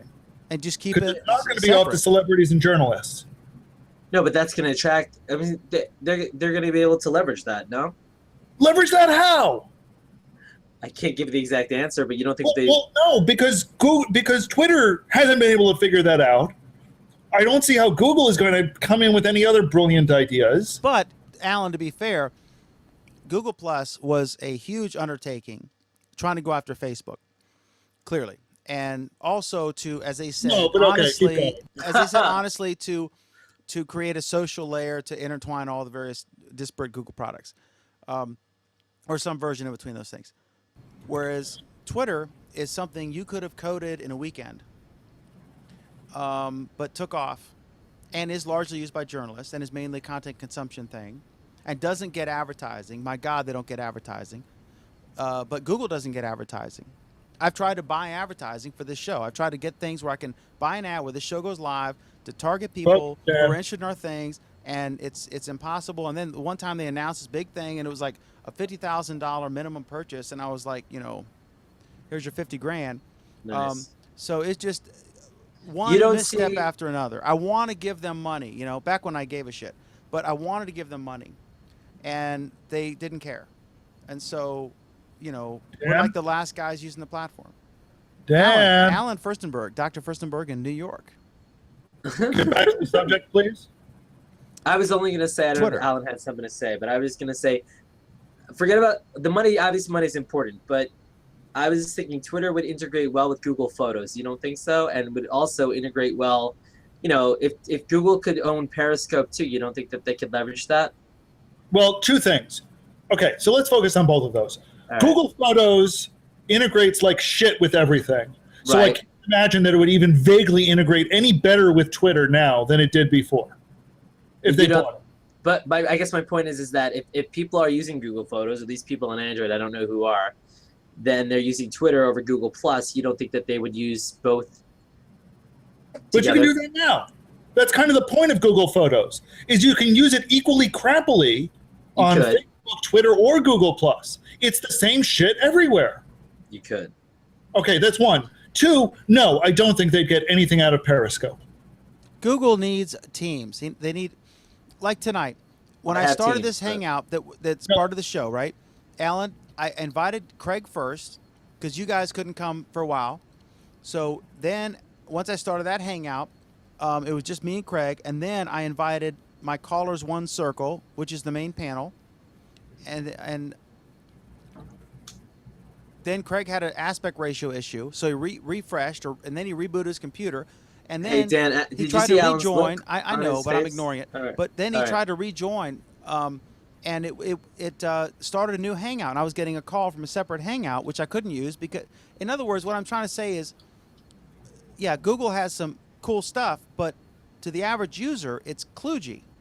And To the- so they and- don't and- use it. They to the don't above use it. average- So to if the they above could average buy user, Twitter, it's if they could buy Twitter, which is very simple, and although it's not doesn't have widespread adoption, but it has pretty impressive adoption, and it's definitely adopted by all the people who make the news. And it's their- also their kludgy only as shit. problem. It's not kludgy at all, in my opinion. But No, it's totally kludgy. Twitter, Yes. I But disagree. people use it. You don't think they use it? They use it. All the movers and shakers use it. The only problem with Twitter All is they the can't movers and figure out how to shakers have the monetize this it. person use it. Twitter has done a shitty job at monetizing it because their UI for their ads is shitty, and I know because I use them. It's shitty advertising. If you want to give them money, they make it as difficult as possible, and as does Google in a lot of ways. Google's UI for AdWords is, oh my God, awful. It's a wonder they make billions of dollars. It's despite themselves, not because of themselves. Anyway, go ahead. No, you don't think so. You don't think it's possible to integrate it for Google to find a way to integrate Twitter and their other products and make it valuable No. I think no. I think the reverse is possible. I think what they should do is standalone? integrate their advertising knowledge into Twitter and keep it as a standalone. In other words, let Twitter benefit from Google rather than Google benefit from Twitter. Although both will be the case, if this happens, because this is of course a rumor, right, or speculation, or a mixture of those two things. Right. I think that Twitter as a standalone is a great product that needs to have some adults come in and show them how to make money from it. I Well, don't let me think that ask you- if they well, try let me to ask- move this into Google or Google Plus or whatever, there's no natural destination for that, and that would be a disaster. They would destroy a So- good product. So let me ask you this. I don't really know what kind of presence Google Plus has on Facebook. I don't really know if they even have pages on Facebook. I'm not sure. But I guess my point is that why all of a sudden, yes, okay, they had a Google Plus page, but why now did they create a YouTube Gaming Twitter page, and why now are they using the Google Plus page and being active on it? Why now, and why Twitter? The gaming thing I think they've just decided they're in a good relationship with them. It could be what you're suggesting. and admittedly, you got to admit you're marginally a conspiracy theorist at times. Thanks. I say that with affection. Who loves you, Matthew? You do. You do, But Dan.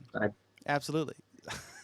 But also, it could simply be that because they made the deal with the pipe to do what was called Search Live or whatever it was called, Results Live, when they had the real-time pipe access, which is really cool. And then they couldn't come to terms monetarily, and so they cut it off. So now they've reopened that, but it's still not the same. It's not as good as it was, and I don't even see any evidence of that being in place at all. Maybe because those teams got together, now they're being active on Twitter, whereas before it was an animosity versus a relationship. Or it could just be random. It could just be like a new social person, like when you worked for HuffPo and you were fantastic and you were very, very active on multiple platforms and did a damn good job. And then I haven't had any interaction or even knowledge of their existence since you left. It could just be a personnel issue, right? It could just be they have a new person who gets it and is excited and hungry and new and some intern. For all we know, we're speculating because they got a new intern who's tweeting.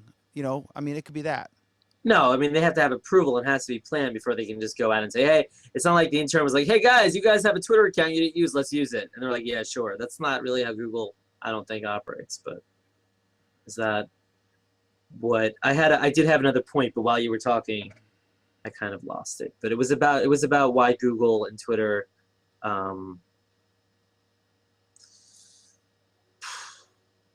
sorry, I'm blanking. But I definitely think that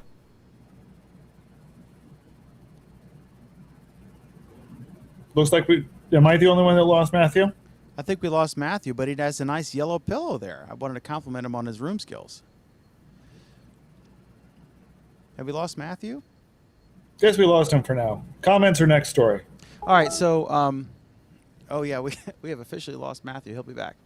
All right, so no YouTube comments. Let me look on the Google Plus comments. Oh, he's back. Sai says, "Oh, breathe new life into Buzz." I love Sai. A product with an API is, after being bought by Google, 12 months later, a product without an API or open interface. You will get a round of applause from Alan Furstenberg on that. Was that Sai? That was Andreas. That was Andreas. Okay. Who adds Google Photos does not integrate with Google Plus. It's even worse than YouTube with Google Plus. And then Andreas, how many soccer moms? Here's the thing. Google Photos is increasingly demonstrating that Google is incapable of building a product based on something they've already done. Because every time they try to improve on a product, they just make a shittier product. And Google Photos is a clear demonstration of that fact. And Andreas, this is a funny comment. How many soccer moms will be practically unemployed if those kids transporters will be operating autonomously? That's a thought we haven't. Speaking as someone who has to drive a kid around all the time, I have no problem with autonomous vehicles. By that? Huh? Every soccer mom I know would be thrilled by the prospect. I'm a soccer dad, so yeah, or a U.S. Marine recruit dad, so I could tell you, I am all for autonomous transportation of soccer kids or Marine recruits. All right, so next is, what is it? I'm looking at our Flipboard thing. YouTube's amazing new video has a terrible problem. Ghost towns and 8K. I don't think anybody knows about that. Facebook and Google are out of the space race, and but not really. I think this was unfair because Google has invested in. I think it's like who's the new thing? Like when the airplanes were first coming out or what have you, the cars, and it's like just because you abandon one project because you want to invest in a newer and what you think is a better project. Google and Fidelity, I think, invested $1 billion in SpaceX. And I haven't heard this from them directly, but the speculation is it's because of SpaceX mission to launch, I think, a couple thousand satellites to cover the entire world with affordable internet access. Right, and this is kind of a follow-on to what we were talking about last week that Cy thankfully did some calculations for us. Basically, what this is saying is that Facebook and Google are abandoning the geosync orbit projects that they've been working on because they realized that the lag is tremendous. And instead, they're backing SpaceX's, or at least Google is backing SpaceX's proposal to do low Earth orbit satellites, which, thanks to Cy's calculations last week, we determined were a hell of a lot faster. And that's a technical term. Matthew Excellent. is glaring at us from the thumbnail. Any thoughts, Matthew? I know you're going to be the first to sign up for Google SpaceX Sat Wi-Fi high fidelity internet. Beta SP 2.0 AOL. Guess not. Next. Okay. All right. Any thought on self-driving trucks? This was an article that I referenced. I'd Yeah, forgotten we've I'd talked actually about added it a couple of times now. I think self-driving trucks are going to be awesome. But if you look at this thing, I'm going to cheat here. I'm just going to bring this article up just to show the impact. And I'm pro technology and I'm pro advancement. God, I hope there's no autoplay audio. But there's a chart here that shows you in the article it's on our Flipboard magazine. How the hell do I oh God, they got to load all their freaking ads. Well, that was kind of a letdown. But here's a chart of the U.S. states.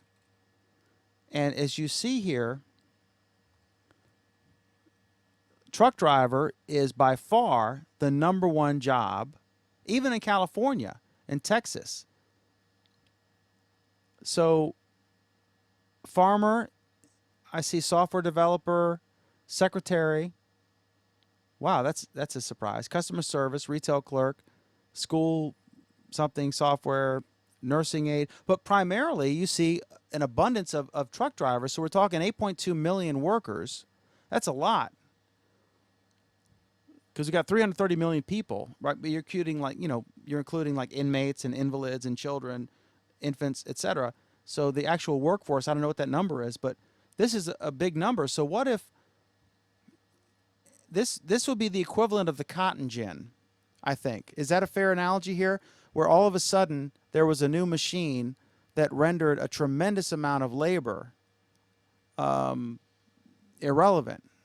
Although obviously the cotton gin brings up a bunch of negative connotations about our 17 and 1800s history, of which I'm not particularly proud. But this would be a dramatic thing. So while I'm for technology and I'm for advancement, the thought that driverless trucks, while it would create other jobs, maintaining them and, et cetera, but still, my God. So, Alan, what's your take on this? And what's your take on this with Andreas's interesting comment that he thinks that the driverless thing is going to take off? Did he say that? Which did he say was going to be first? Driverless versus electric? He said driverless would be here before electric. What are your thoughts on that? And what are your thoughts on this whole concept of, all of us are sympathetic here. I'm sure you know truck drivers as I do, but at the same time, we see both sides of this. Dan, I think you're pointing out one very, very tiny corner of a huge problem. Which is? And it's exactly what you outlined. And this is actually something that people have been talking about for a while now. And by a while, I mean, this case, since Paul Bunyan, right? A year or two. But in reality, we've been talking about this since the Industrial Revolution. Wasn't it Paul Bunyan about the guy with the axe versus the guy with the axe versus the chainsaw guy? Yes. So I'm sympathetic, but I admit I shop at Walmart, and sometimes I get frustrated. Sometimes I go to the local True Value hardware store because I want to get stuff that doesn't break, and other times there are commodity items. If I want T-shirts, they're cheaper there, and then Really, Amazon. Dan, one of these days you will make a comment that makes any sense in context. Next story. No thoughts on the truck drivers or anything? I expressed my thoughts on the truck drivers. You just acknowledged previous things. All right, so WWDC happened. We covered this. What did you have? Why don't you? Well, I remind our folks when our programs are, because I sincerely say that I do follow and I always add, and you know this. Whenever you used to plus mention, I would always add them, but for whatever reason, and let's look into this and deal with it in the appropriate way. If I've missed some things with my notifications, because I have religiously followed those. You missed the 2 Twitter notifications, the 2 posts that I made about Twitter, and one that I made about Google Plus about Hangouts. All right, so go ahead and you want to go through those real quick? I have only had the briefest of chances to look at the Hangouts one, and we covered the Twitter ones already.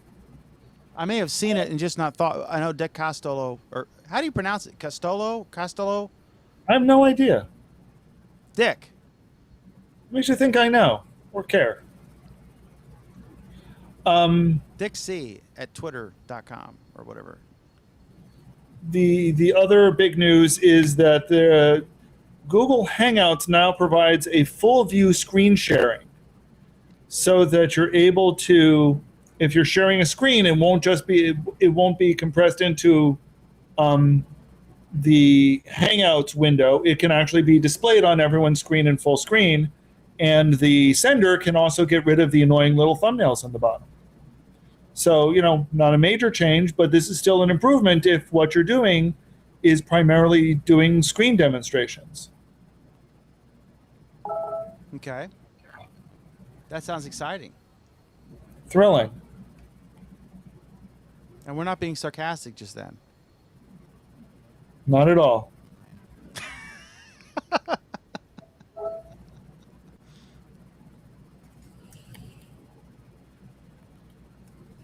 Oh my God. Okay, so real quick, Sai, you got it right. He said, I'm looking at comments again while Alan regroups.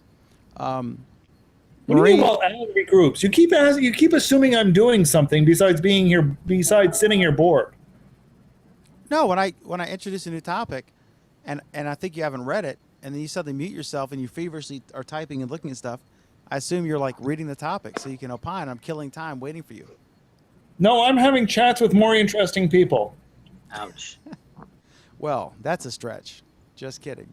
All right, so Sai says Marine recruits, no such thing. I think you mean pulley. Absolutely. There's a pulley event tomorrow in, I guess, Warren County, here where we are. And that's where I dropped him off tonight to stay at his friend's house, and then they're going tomorrow for it.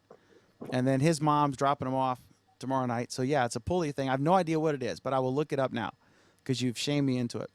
And Andrea says, truck drivers, how many typesetters are unemployed today? Even being a journalist for the weather, sports, and NASDAQ coverage will not be a job for eternity. Speaking as a journalist, you're wrong. Just kidding. Not really. Okay, so Google Photos does not integrate with Google Plus. Okay, that we've done that one. So, all right. So yeah, I remember what. Sorry to interrupt. I remember what I had to say. When Obama did his first tweet, they made such a big deal about it. I mean, when people do, a lot of things happen on Twitter and they make big deals about it. I don't really know. Artificially so, because journalists are often the only ones using Twitter. And so naturally, they're going to. That's a good. It's dumb to not be on there. Matt, I'm not disputing that point. What I'm disputing is that anybody can leverage that into anything. No, I agree. I can't tell you exactly. We all know that Google doesn't always leverage things the best way, which is exactly what you've been talking about. But anyway, exactly what we've been talking about for 4 years. 4 years, not just tonight. Exactly. But I could tell you that I've for interviews or for just generally getting quotes or whatever, I've talked to some very heavy hitters on Twitter that I couldn't get otherwise. Right. They're regularly. I mean, there's a not a friend, but somebody I frequently interact with on CNN who I can only get on Twitter, not email. Dan, that's wonderful. It still isn't obvious how the fuck that helps Twitter out any, or how that would help Google if they bought Twitter. You don't think that because Google knows how to make money, and Twitter doesn't. And so if you marriage them, and if they can keep the best, Yeah, They they're know making how to- billions they of know how to sell dollars. ads. Yeah, they've got a printing press in their basement. That's how they make money. No, What about Google knows how to make money based on advertising. right? Yeah. And And that's what one about- area, that's the only area that Twitter's failing and user adoption. So Google News might not be big for you guys, but Google News is huge for journalists, and Twitter is huge for journalists. You don't think they could combine? I'm a Google journalist News and and I think Google News is not at all good. No, but it gets traffic to websites. To me. Just ask Spain. I think Google is more effective at news than Google News is. Well, okay, but Google and Google News. So it's real-time search, and they are putting the tweets in there, but Google News too. You don't think there's a way that they can use real-time tweets to make search for news better? I And think then I'm They're- sure they could, but what I'm not sure about is how they could use tweets and Google search to make money. well, On ads. on your issue, Alan's issue notwithstanding, but on the Google News versus Google, there are times when stuff's happening and it's big time. I can go and do a search, and it's breaking like it happened like 5 minutes ago, the first post, right? So it's really recent. And I'm trying to get the latest out of curiosity or because I'm going to post something. Or I'm trying to get facts for a post or an article, whatever. And I can find sometimes it's on the Google web results before it's on the news results, even though it's a news site that will show up in the news results. That's because Google News is picking up based on its algorithm, and Google. Not that Google Search isn't, but Google Search is. I don't know. I'm not. Well, I we can can't ask. I mean, ask Alan. I don't. we can get the head of Google News has been on the show before, so we can get him on again and we can ask him because it's a constantly evolving platform, and it's awesome that you can get all this stuff for free. What is Alan laughing? And other Europeans really like that we can get all this information for free and read all this content for free. I'm having a conversation with Peter McDermott right now, and we're both making fun of collections. Oh, you mean wait? Which collections? The collections in G Plus, or the collections in Photos? Well, specifically, we're actually making fun of the Google Plus collections commercials, Oh yes, those are pretty funny. which are steaming piles of shit. This is what I understand. We've said this before. Google hires all these people that have gone to all these great schools with great degrees, and yet they don't seem to get it. I don't know. Experience doesn't mean everything anyway. But I mean, like with collections though, I mean, that's not going anywhere anytime soon. It's not going to be like Sparks, is it? You know, they'd actually Google kill Plus it. collections? Yeah. Unlike Sparks, Google Plus collections are actually useful. Ouch. But true. All right, I have a They're also a steaming pile of shit. Google Collections or Google Photos? I was kidding. I said Sparks. Oh, Sparks was, yeah. Collections are decent, but they're going to screw them up. They're trying really hard to screw them up, and I have the utmost faith that they will do so. Photos, they're going to screw up even worse. They've demonstrated that pretty clearly over the past 2 weeks. Yeah, I don't understand why they keep introducing a product with similar, like Hangouts came out, Hangouts already existed. Google Collections Plus came out, Google Collections on Photos. Like, I don't understand why they can't think of new names for things. I don't understand. Am I echoing? Well, I mean, as far as collections are, I don't know. Not even the name. I mean, the naming was just stupid. But even beyond that, the product has severe problems. Here's the thing: on Photos, they can easily change that label to something else. Right. Because that's But what are you going to call it?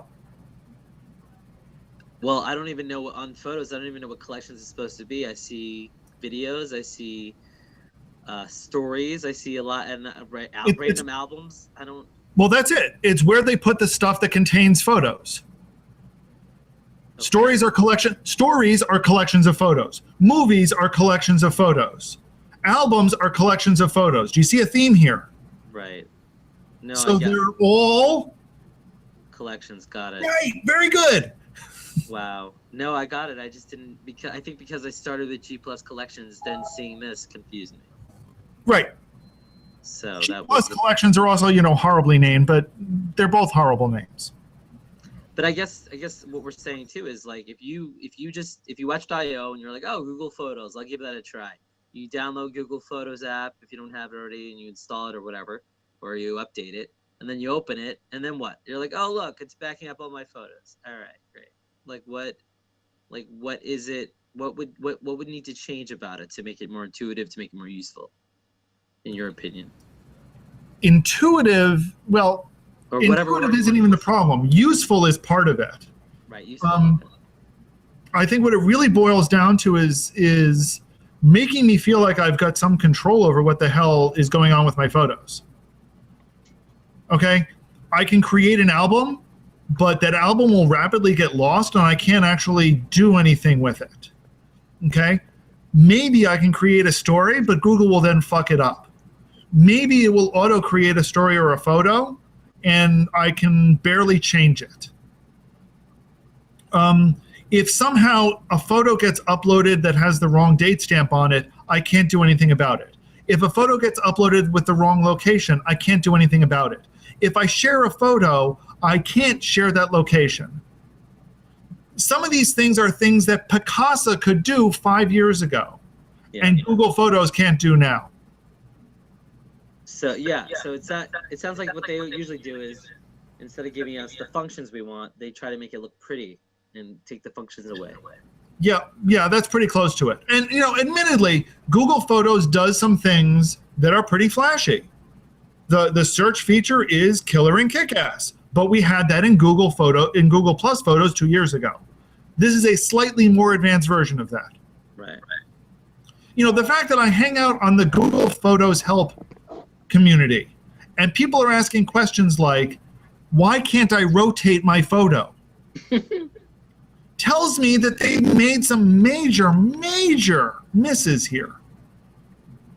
Yeah, I don't understand some of the functions that are missing. I mean, how come why do I want to go back to Google Plus Photos all the time to look at what I'm used to? Because Google Photos doesn't have it. It has a button that says creative. You click creative and it's all mixed up. What if I only want to see one thing? Like Auto Awesome exists, but Assist exists, but they're different, but they're the same. I mean, I think that's the major issue, is that if you are used to using everything, you have no idea. But even if you're not used to using it, it's worse. There are things about it that are just blatantly non-intuitive. So here's the thing, so a lot of people have collected photos into folders on their computer. Okay, this has been a common paradigm for a decade at least, maybe more. And yet, if you synchronize those folders to Google Photos, it doesn't put them into albums. It doesn't do any organization at all. So so what people expect is for those that folder structure to be preserved, and it's not. They should be able to drag and drop, and it should be the same. Right, and it's not. For the biggest reason is that Google Photos kind of says, look, you don't need albums to organize. You can organize based on searching. Or dates. Well, searching or dates, right. But really, dates are just searching. It's true. And that worked, and the Photos team apparently didn't look at how well that worked with Drive and Gmail, because it failed both of those places. But would you not agree, that Google Plus Photos as is was pretty wasn't? You faded out there, Matthew. Can you repeat that? I said, wouldn't you agree that Google Plus Photos as is, or what we were used to, was probably function? No, my God, terrible. no. Google Plus Photos was an even bigger pile of shit than Google Photos is. Oh my God. Google Plus Photos was a fucking train wreck of a disaster. If you can picture this, a Boeing 747 colliding head on with a passenger train. That was Google Plus Photos. All right, got it. I just think that I like the drop-down menu, and I wish that drop-down menu is, I don't know. I got used to it. You get used to it. It's like when Google Plus had a UI change. No, here's the thing. It's Stockholm syndrome. Okay, it's not so much that you're used to. It's you're being held hostage by this horrible terrorist. No, I take that back. As opposed You're to a nice being held guy. hostage. I don't mean to compare Google Plus Photos to a terrorist. That was inappropriate. That was Friday night. That was inappropriate of me. But you're being held hostage, and over time you think that your hostage, that the hostage taker is really this good guy, and it's not. Google Plus Photos was bad to start with, and it progressively got worse. Okay. But so Now, I think now Google Photos marginally got a little bit better, but it still screwed up a whole bunch of other things. I was gonna say, like we've said, the major problem is that they design these things for supposedly average person that doesn't really use much of anything. Well, there's the problem is Google Photos appears to have been designed for the incredibly casual photo taker who's taking photos of their smartphone and letting it auto upload, and then they want to do something with it. The problem is that group of people is not going to flock to Google Photos. They're not. I have a comment on this. Posting from Photos to Google Plus is a horrible UI. Turning a bunch of photos by 90 degrees is horrible. Uploading too many photos at once, quote, cannot create an album, unquote. And you cannot sync albums. If you add photos to existing hard drive albums, you have no means to resync with Google Photos. All right. Let's face it. I mean, I think Flickr should be worried at this point. Who posted that, Dan? That's Andreas. Okay, let's make one thing clear up front. However, albums suck. I agree. Okay, the fact that Google Photos is trying to get away from albums as an organizational tool is a good thing. Now they screwed up how they screwed up in backwards compatibility, and there's still a lot of people with albums, and there are a lot of reasons to support this legacy thing. And there are good reasons to have albums. All that said, however, which Google Photos screwed up. All that said, however, albums as an organizational tool is really, really bad. So, praising that, so trying to make the case that this is a good goal, no, not going to fly. I think some of this is you're trying to get in a game, and so you try to build the Taj Mahal. And I think that's what Google did with Plus. When Twitter, to contrast, did a really small thing, like I said, Alan could have coded this, Oleg could have coded this in a weekend. And they had a pretty UI, and it grew from there. I would actually venture that Oleg and I could not have coded this in a weekend. The big deal about Twitter is the massive scalability they had. Of course, they had scalability problems at the beginning. But the concept of a 140 character thing, and it was a weird idea. I mean, And to be honest, do you know how many times I have written this? That's what I'm saying. But Google Plus, they tried because they're Google, so they have to do it big, right? They have YouTube and Gmail and. But here's the thing that's annoying. This is Google, so they have to do it big and it's grand and it's great. Well, it wasn't.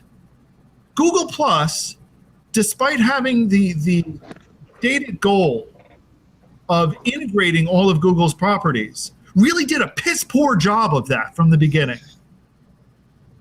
And that's because they didn't understand what the fuck they had. And What do going you think forward, it- do you think they understand? No, they don't even understand it now. Right. What do you think After all these years. if they had done an open source project, not necessarily on the code level, but on the UI level? Like, what do you want, right? And opened it up and said, we want to do No, a people don't know what better. they want. No. Anybody That give a wouldn't- shit? I mean, I don't know. No, you would have gotten exactly what you got.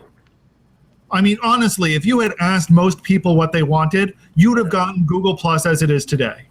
Because it would have been pretty similarly looking to Facebook without any real substantial changes. So it takes a It takes a visionary. It takes a somebody- Dorsey or a Zuckerberg or Yeah. a Tom from MySpace to look at what's wrong and be a dictator and say, no, this is better and I'm going to do it. I'm going to do it Yeah. single-handedly and make it happen and get some investors and maybe hire a team. But basically, no. it's one guy in charge. And, Yes. And It sink needs or to be a swim, it'll work. It will or will not work. It needed to be a person with a vision that had the power to do it. Is Google Plus like the donkey, the proverbial or the proverb? You know, a donkey is a horse created by a committee. That's zebra, Dan. I don't know. I think it was a donkey. I will say this: loading times. I know Google Plus has way more to load maybe than Facebook. I have no idea, but for some reason Facebook is zippity quick, and Google Plus, even going to a Facebook profile takes me 2 seconds. On Google Plus, there's always some kind of load time. And even Sorry. Googlers have been the first to acknowledge and criticize that publicly in some cases. Dan, my apologies. It was camel. Camel. A camel is a horse by committee. Yes. So we're both. So Wikipedia is right, and you and I are the other thing. All right. So All right. So do you think Google? So do you think Google will buy Twitter, or do you think that it'll never happen? somebody's going to buy Twitter because they just shit can their CEO, which could only be a reaction from prominent investors. So name one they're or two going to other want options money, right? besides- The only reason to fire the CEO is because you're not generating revenue, which means that's the precursor to a buyout. In my amateur view of how Wall Street works, I'm in Is Bentonville, Dixie Virginia, gone so for I good, don't though? know I how heard that works. Dixie's still gonna Huh? hang around Twitter. Say He's on, again? he's on the executive committee, if I remember correctly, Yeah, but he's not the Twitter- CEO. Right. Clearly, it's a public demotion, so it's an acknowledgement, which is irrelevant. The relevant part is it's a demotion that's based on what the shareholders want, and so obviously they're getting feedback from them. So I'm guessing they're Space. prime for some sort of acquisition, and there's probably a secret bidding war going on right now. Not so secret. I would be very surprised if there was not a bidding war going on, and it's going to be who can pay the most. And frankly, I think Google should spend whatever they can get if they can get it. So, if you, in your opinion, is it Google, Apple, and Microsoft as the three people bidding, or is there a dark horse? It could be. Well, Or I mean, and Facebook. Microsoft is bidding. I wouldn't be surprised if Facebook was. Google and Apple have to be too, though. No. it's Google has a natural, because they have what is publicly perceived as a failed social product, and if they can purchase a social product and introduce their ad revenue to make it profitable, they are Whoa, uniquely whoa, whoa, poised. whoa, whoa, whoa, whoa. So let me get this straight. Google has a perceived failed social product. If they purchase another failed Yeah, social that's what I was product, gonna ask. that's going to make it a. Come on. I was Well, gonna ask, Google, but what- Google what- has, for whatever reason, not really monetized Google Plus. If they did, they could make it profitable tomorrow. Let's correct? pause that for 1 second, and I just. Am I want- correct or incorrect in that assessment? They can make it profitable. I mean, it If depends how much they pay introduced for it, right? AdWords on Google Plus, they could make it profitable tomorrow. Now they might piss a lot of us off, right? But they could make it profitable tomorrow. If every time you people went to that- Google Plus and did anything, there was AdWords, surrounding you like a right-wing news site, they absolutely could make it profitable. They're choosing not to for whatever reason, because they don't need to. because they're rich. But Wow. they've bought a lot. I mean, what did they pay for Nest? Like 1 or 2 billion Billion. or whatever. They Yeah, it's got up money. there. I think that Twitter would be a natural addition to where they're not strong, and they would get a lot of influence, or a lot of influencers using a product as opposed to Google Plus. I mean, I remember on Face the Nation. Face the Nation did a hangout on air to capture video, and they used it on Face the Nation on Sunday. Right? They have millions of viewers, and they had like 200 viewers on the hangout on air because Google sucks at discovery, which is outrageous because they're so good at And search. promotion. That doesn't make any sense. I remember when Bob Schieffer did, he was in that freaking hangout on air with a Logitech camcorder, whatever it was. He's on the set of Face the Nation. He's interviewing a panel of 3 people. The video quality sucked. The audio quality sucked. And they did it like once or twice, and then they abandoned it because it sucked. And then they went on Sunday and they used it, and it was like, they had their 2 or 4 million views or whatever they have on TV, plus all the, YouTube or CBS.com or whatever, added up. Why the hell can't Google figure this out? Because they are number one in streaming video by far. I don't know if they got the gamer segment, because I think Twitch has that, which Amazon just bought for 900 and some million, just shy of $1 billion. But Discovery is the one area. The thing that pisses me off the most about Google Plus and Hangouts on Air and all that stuff is that this is the one area where Google should have shined. They have With search, the number yeah. one video streaming service, and they have the number one search engine.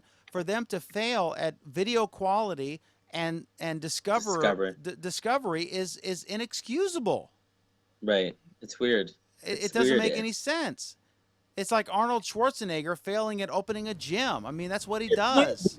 No. Here's the thing. It's not, well, it's only weird because you keep using the term Google as if it was, a single entity that actually thought and worked as one.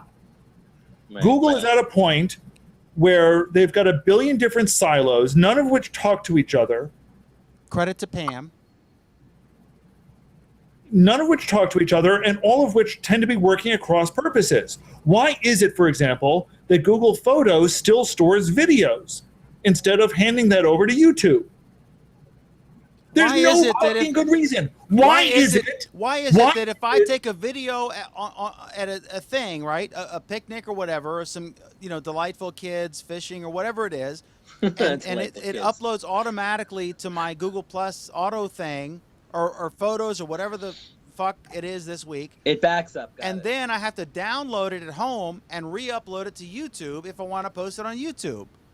I think there's a way not to do that. Can't you? You can actually go into YouTube and just click upload from G+. No. But I mean, it sucks. The UI sucks. It sucks. The consumer interface sucks. And I'm going to say that, like, not just user interface, the consumer interface.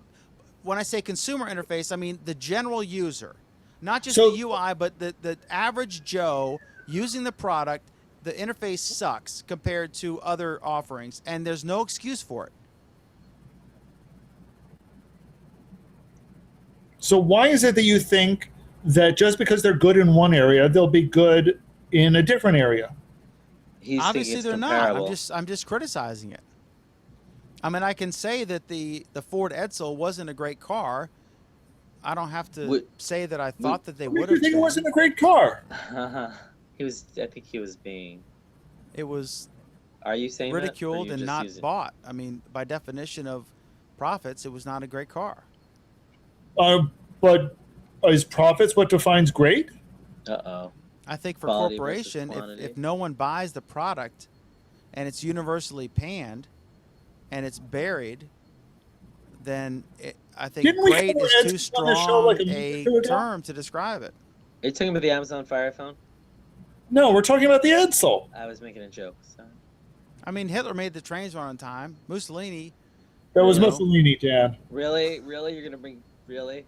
Actually, now that he's done it, I invoke Godwin's law. How was your Google Plus week, Matthew? Yeah, absolutely. My Google Plus week was great, and just happy to be here and see you guys again. How about you guys? What are you doing now? Give us an update. What are you doing now? If there's something you want to publicly share.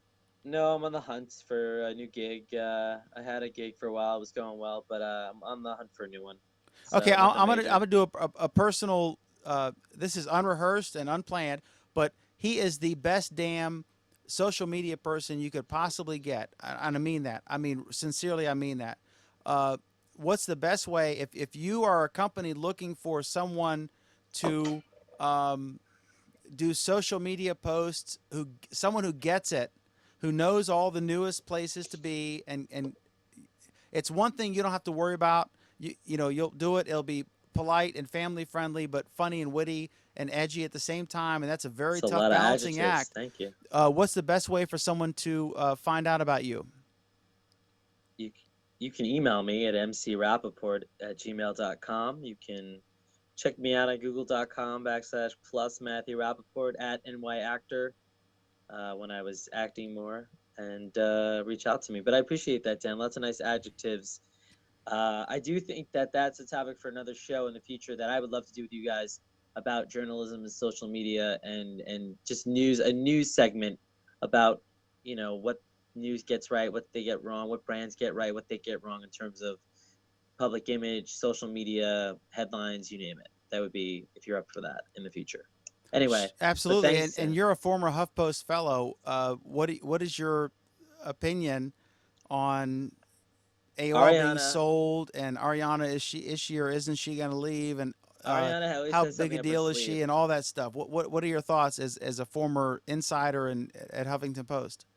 Ariana always has something up her sleeve. I don't think she's gonna just go silently. I think she's gonna make a move. I don't know what that move's gonna be. I don't know if she's gonna try to force a sale, like with her wit or whatever you want to call it, with her persuasion, or try to find a buyer for Verizon. But I really don't see Verizon and HuffPost coexisting for a long time. I think Verizon's gonna want to get rid of HuffPost, but I could be wrong because they'll have HuffPost Live. Verizon will have content for FiOS, but does FiOS really care about HuffPost Live as content? I don't. Is it about legacy or wealth? Because isn't she independently wealthy? Because I remember, I'm old enough to remember when her husband, her married, former yeah. husband, was running, I think, for Senate, and she was actually a right winger defending him on Larry King Live back in like the 80s, and then they got a divorce. He turned out to be gay. Yeah. But he was rich, so I'm guessing she's got It's a legacy thing. coin, right? Is it about legacy? I don't think she's worried made about money, the right? the AOL deal was what, 30 million, I think. Or Yeah, but whatever it was. she could work the lecture circuit like like She Jeb wrote Bush 3 did, or books. like Bill Clinton did, or does. But so She's got best-selling books. She has plenty of money. so it's about legacy. It really is. I think so. I think I don't know about 18-year-olds today, but people in 30s, 40s, when they think of HuffPost, don't you think it goes hand in hand with Ariana, or they're past that? What's the story? Last question, then we'll go to Alan for Google Plus Week. For How was your week? But what is an interesting local story that has no national relevance at all, but just interesting local town story? Kid in a lemonade stand shut down. Anything interesting locally that we haven't heard about? He lives in New York City. Yeah, so does Alan. Yeah, but there's a I- million stories yeah, there. City. The rest of the world. You don't shockingly- understand. New York City, the world revolves around New York City. Yeah, but Everything there's so much happens news to that the it gets lost in the URL. shuffle. There's got to be some unique any neighborhood thing from your like local free weekly neighborhood? rag. I say that affectionately, owning one. I don't even get a free weekly rag. I mean, my you news is serious? most of the internet. Sorry, Dan, to disappoint. Why do you have a local story that you want to share with us? It seems that maybe you have a local story. I have several, in fact, and you can find them Oh, right God. now at warrencountyva.com or frederickcounty.com, knew. where we just posted our newspaper, which is free to read. Well, I'll be checking that out. I know tomorrow. you're one click away from absorbing that free content. Click, Um, but thank you for asking. Thanks for the plug, by the way. I appreciate it. Absolutely, and I meant that sincerely. I'm not just blowing smoke up his ass. Seriously, I mean, I remember when he was on, and the other thing, I forget the second one, but That's okay. You did a good job. I've been on Google Plus from the very beginning, from before the beginning of the public opening. I think most of us were, and Huffington Post began to exist as an entity when Matthew took over, and ceased to exist as an entity of relevance when he left. It was an amazing run, and he was the best I've seen of any of the brands. I've seen like Cadbury and Google Wow. itself and everything. But seriously, if you're looking for someone to become totally absorbed in your brand and make it happen socially, Matthew's your guy. So rewind the tape and get his email and call him immediately before someone else does. Alan, how was your Google Plus week, sir? Pretty good. Busy, I think. I don't actually remember. Oh yeah, mostly I've been fighting with photos. I don't remember. That's my line. You've stolen my line. The line is that you've been distracted by 9 other things before you get to answer it. It happens. No, mostly wrestling with photos and having fun conversations, ridiculing collection commercials. They're pretty funny. They're not funny. They're Funny, sad. Funny, sad. No, they're not even funny sad. They're just pathetic. I missed last week. Is there any IO tidbit that you didn't share last week that you want to share this week? Damned if I remember. All right, good job. Good job. IO tidbit. Oh yeah, I finally got to watch Timothy Jordan's presentation at IO about ubiquitous computing, and it's a pretty good presentation. I suggest people go watch it. And I've shared that on my stream and in my IO 2015 collection. And did he wear a hat the entire time? He did wear a hat the entire time. All right. Dan has disappeared. Dan always disappears. He does. This is how we extend the show, is because he walks off and requires us to actually talk instead of letting him prattle on without end for hours and hours. What was the IO keynote excitement as far as the buzz in the air? Were people? Was it similar to the year before? The IO keynote excitement was the fact that we had a 270-degree wraparound screen. There you go. It took a while to start. It took the beginning was really long. Saturn and Mars and. See, from our I've heard you're the second one who said that now. From our perspective, that was cool as hell. Being there, yeah. But watching it on your computer, it's like, yeah, all right. Well, that's because you don't have a 270-degree wraparound screen on your computer. No, yeah, most people do. I just don't. What? But I'm sure it was cool. I've said it before. I'll say it again. I like entertainment. I know that's not necessarily the purpose. I know the screen was cool, but I didn't really listen to the whole thing, but I like speakers that are interesting and all that. I'm not saying Apple's conference was so great, but at least I like that they attempt comedy. At least the beginning. To their credit, they had two speakers who I thought were excellent speakers. Anil's presentation on Google Photos was, in my mind, the best one there.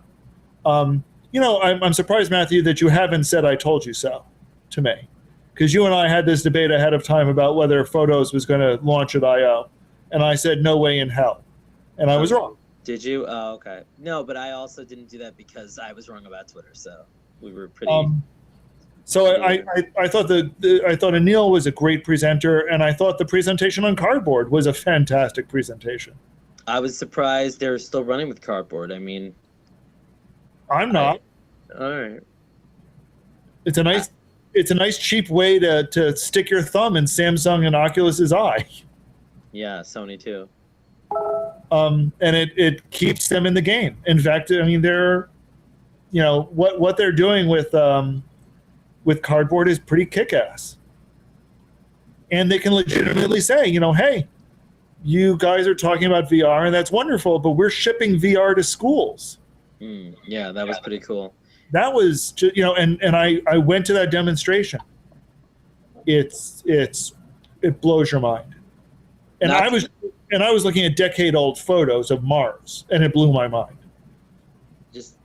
It's amazing how they can do that, and they can't get photos.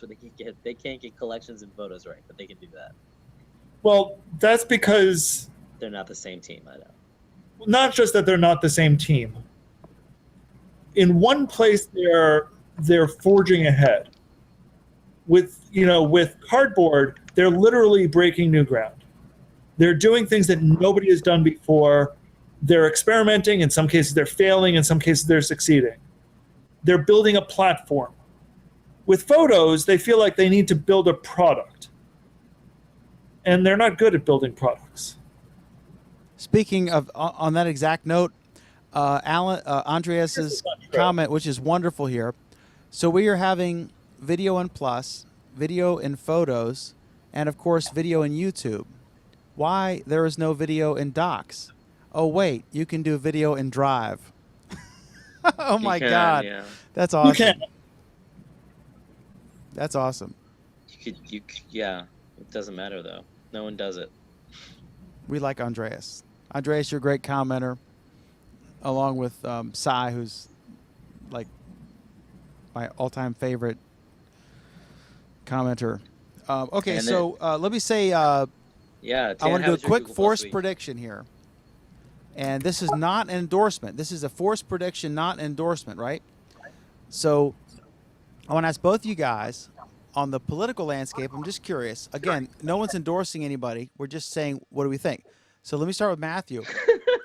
Who will be the Democrat and the Republican nominee for president? Hillary and Bush. You think? I agree. I think it's going to be Hillary and Bush. I think there's a small chance that it might be Walker or Rubio, but I don't think they're ready for prime time. But and again, this is not an endorsement. This is an observation on where we think is going to happen. But so you still think it's going to be Hillary Clinton versus Jeb Bush? I mean, you can't beat those names, right? So. And lots as far of as money. their money, names, power, whatever. And as excited as people are getting about, because they're trying to sell newspapers and TV time or they want to make money, clicks, yeah. but the money that Jeb Bush has raised versus the others is dramatically far. Alan, do you have a prediction? Again, not an endorsement, but just an observation or prediction or? No. Okay, that I sounds think firm. I think that's firm. Hey, That's very my Google Plus week was busy. We had to put a paper out, and it was graduation week, and I went to the kid's graduation. It was great to see him walk across the stage, hear his name called, Richard Eugene Shopper Jr., and he's going to the Marines, and I'm excited about that. We met with the recruiter and all that stuff, so that was great. Also, it was my birthday. happy birthday. On June 10th. Thank you. It was June 10th.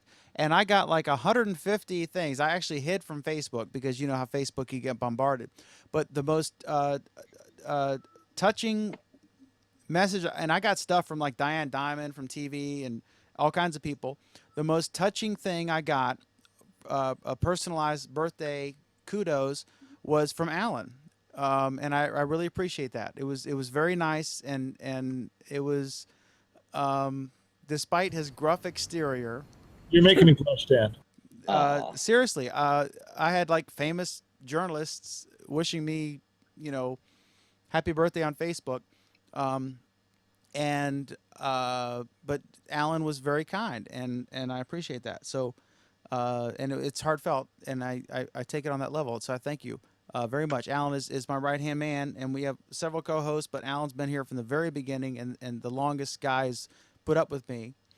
And Alan, just like I am actually smarter than I appear on television, Alan is nicer than he appears on television.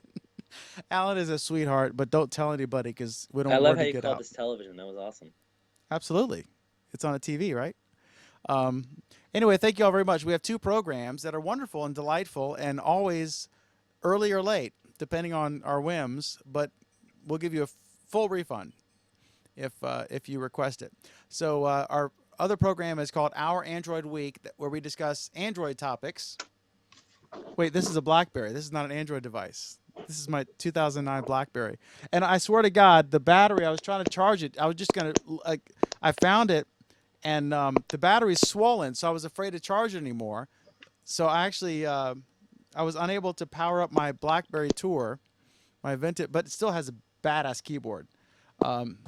So Obama won every other phone too, I guess, or 0. And anyway, that is our Android Week, which is every Monday at 9 p.m. Eastern, 6 p.m. Pacific, unless we do it earlier or later, in which case it's at a different time. But the official time is 9 p.m. Eastern, 6 p.m. Pacific on Monday nights. This program is Google Plus Week, where we discuss tech news with a Google-centric focus, because for reasons unbeknownst to any of us, we're still beholden to Google Plus. We're like the last guys on the Titanic. I say that half jokingly. This program is every Friday at 8:30 p.m. Eastern, 5:30 p.m. Pacific. 8:30 p.m. Eastern, 5:30 p.m. Pacific on Friday nights, Google Plus Week. We thank you very much for watching. We thank you for commenting. We adore you. We love you, and all the good stuff. Until next time, have an epic, awesome, badass Google Plus Week. Peace out.